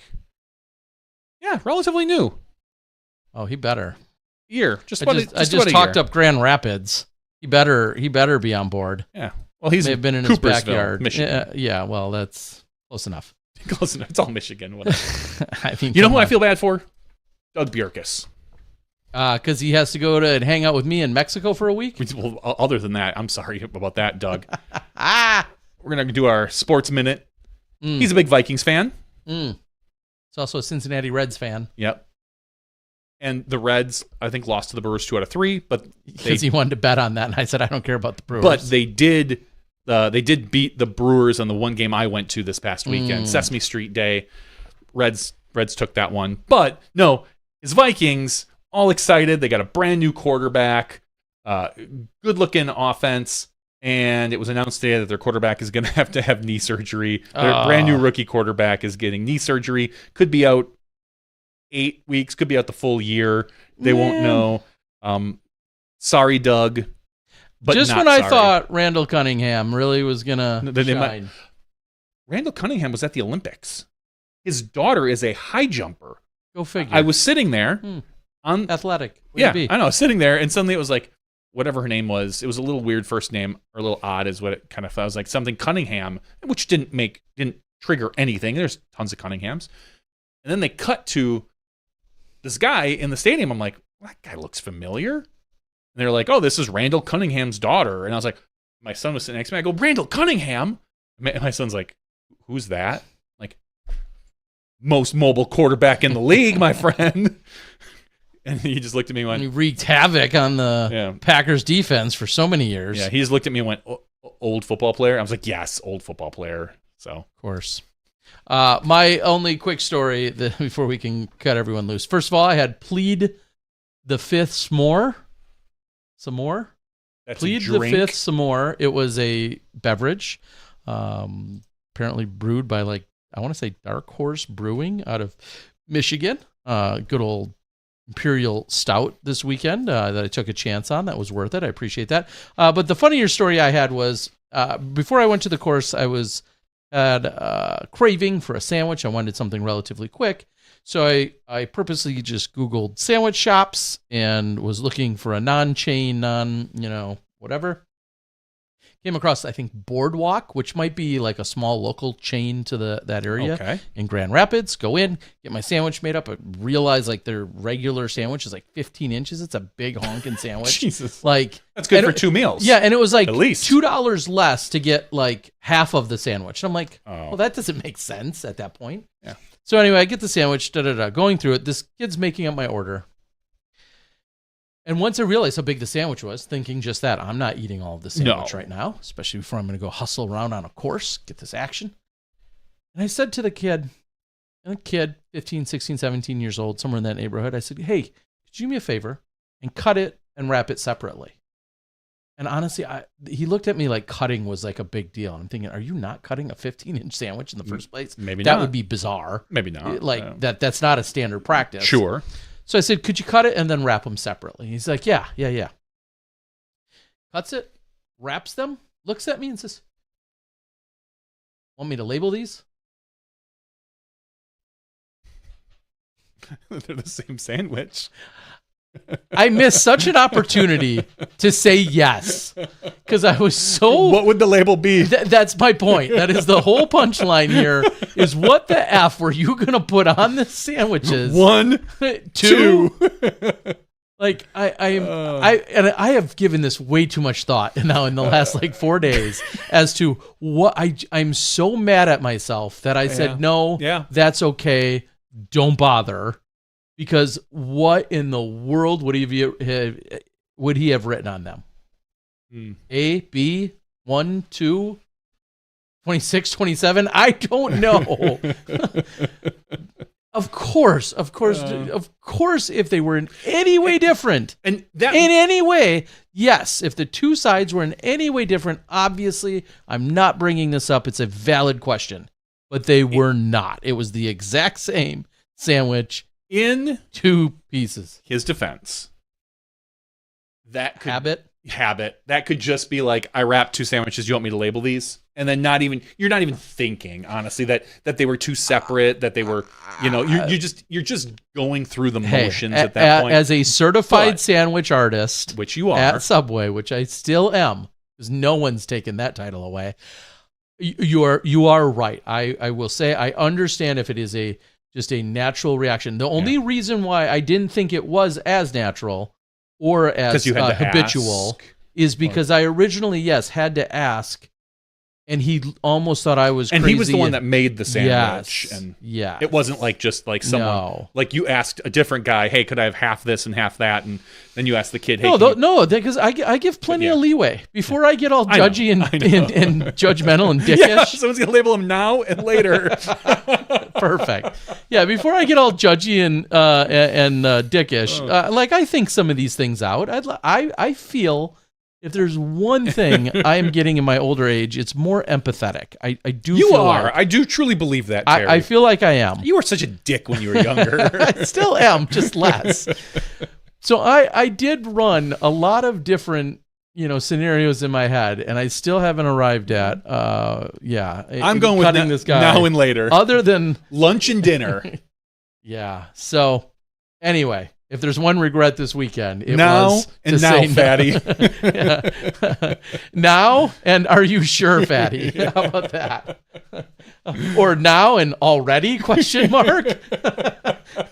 Okay, but I just couldn't. Again, if it was habitual, I give him the pass. That's the only semi-logical thing. All I can think. He just wasn't. I missed such an opportunity because I so want to know what.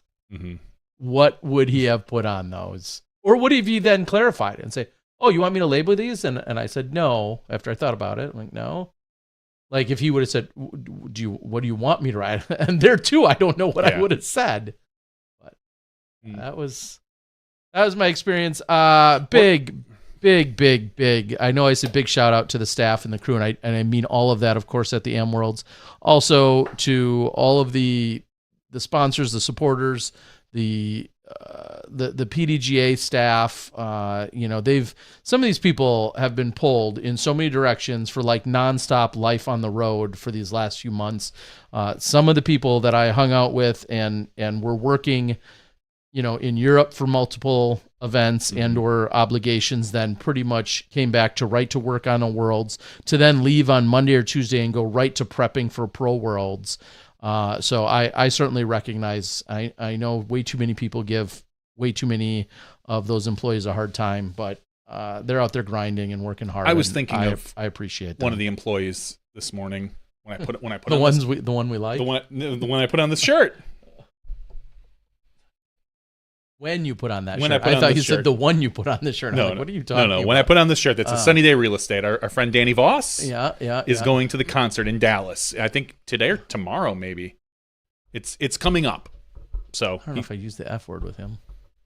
Friend. Well, okay, he's all right. He's an all right guy. I need to check. I hope he Danny. enjoys that. I've seen them a few times now, and they're phenomenal. So have fun, Danny. All right. Well, okay. So everyone, thank you. I've got to go pick up my daughter and a couple of her friends from the movie theater, so I'm going to get out of here pretty quickly anyway, and it's that time. So for Johnny V, I'm the Disc Golf Guy. Thank you to our two main guests in the regular show. Again, Ryan Monn, your champion of the Am Slam, along with Joey Buckets. Looking forward to the World Championships. We'll keep you guys posted about next week's showtime, and that may get slightly adjusted depending on, again, if the players' meeting is literally going on when we'd otherwise have our show. But we'll see how it works out. Yeah, we'll get something figured out. We'll go from there. See you next week when you step inside the Smashbox. Boom.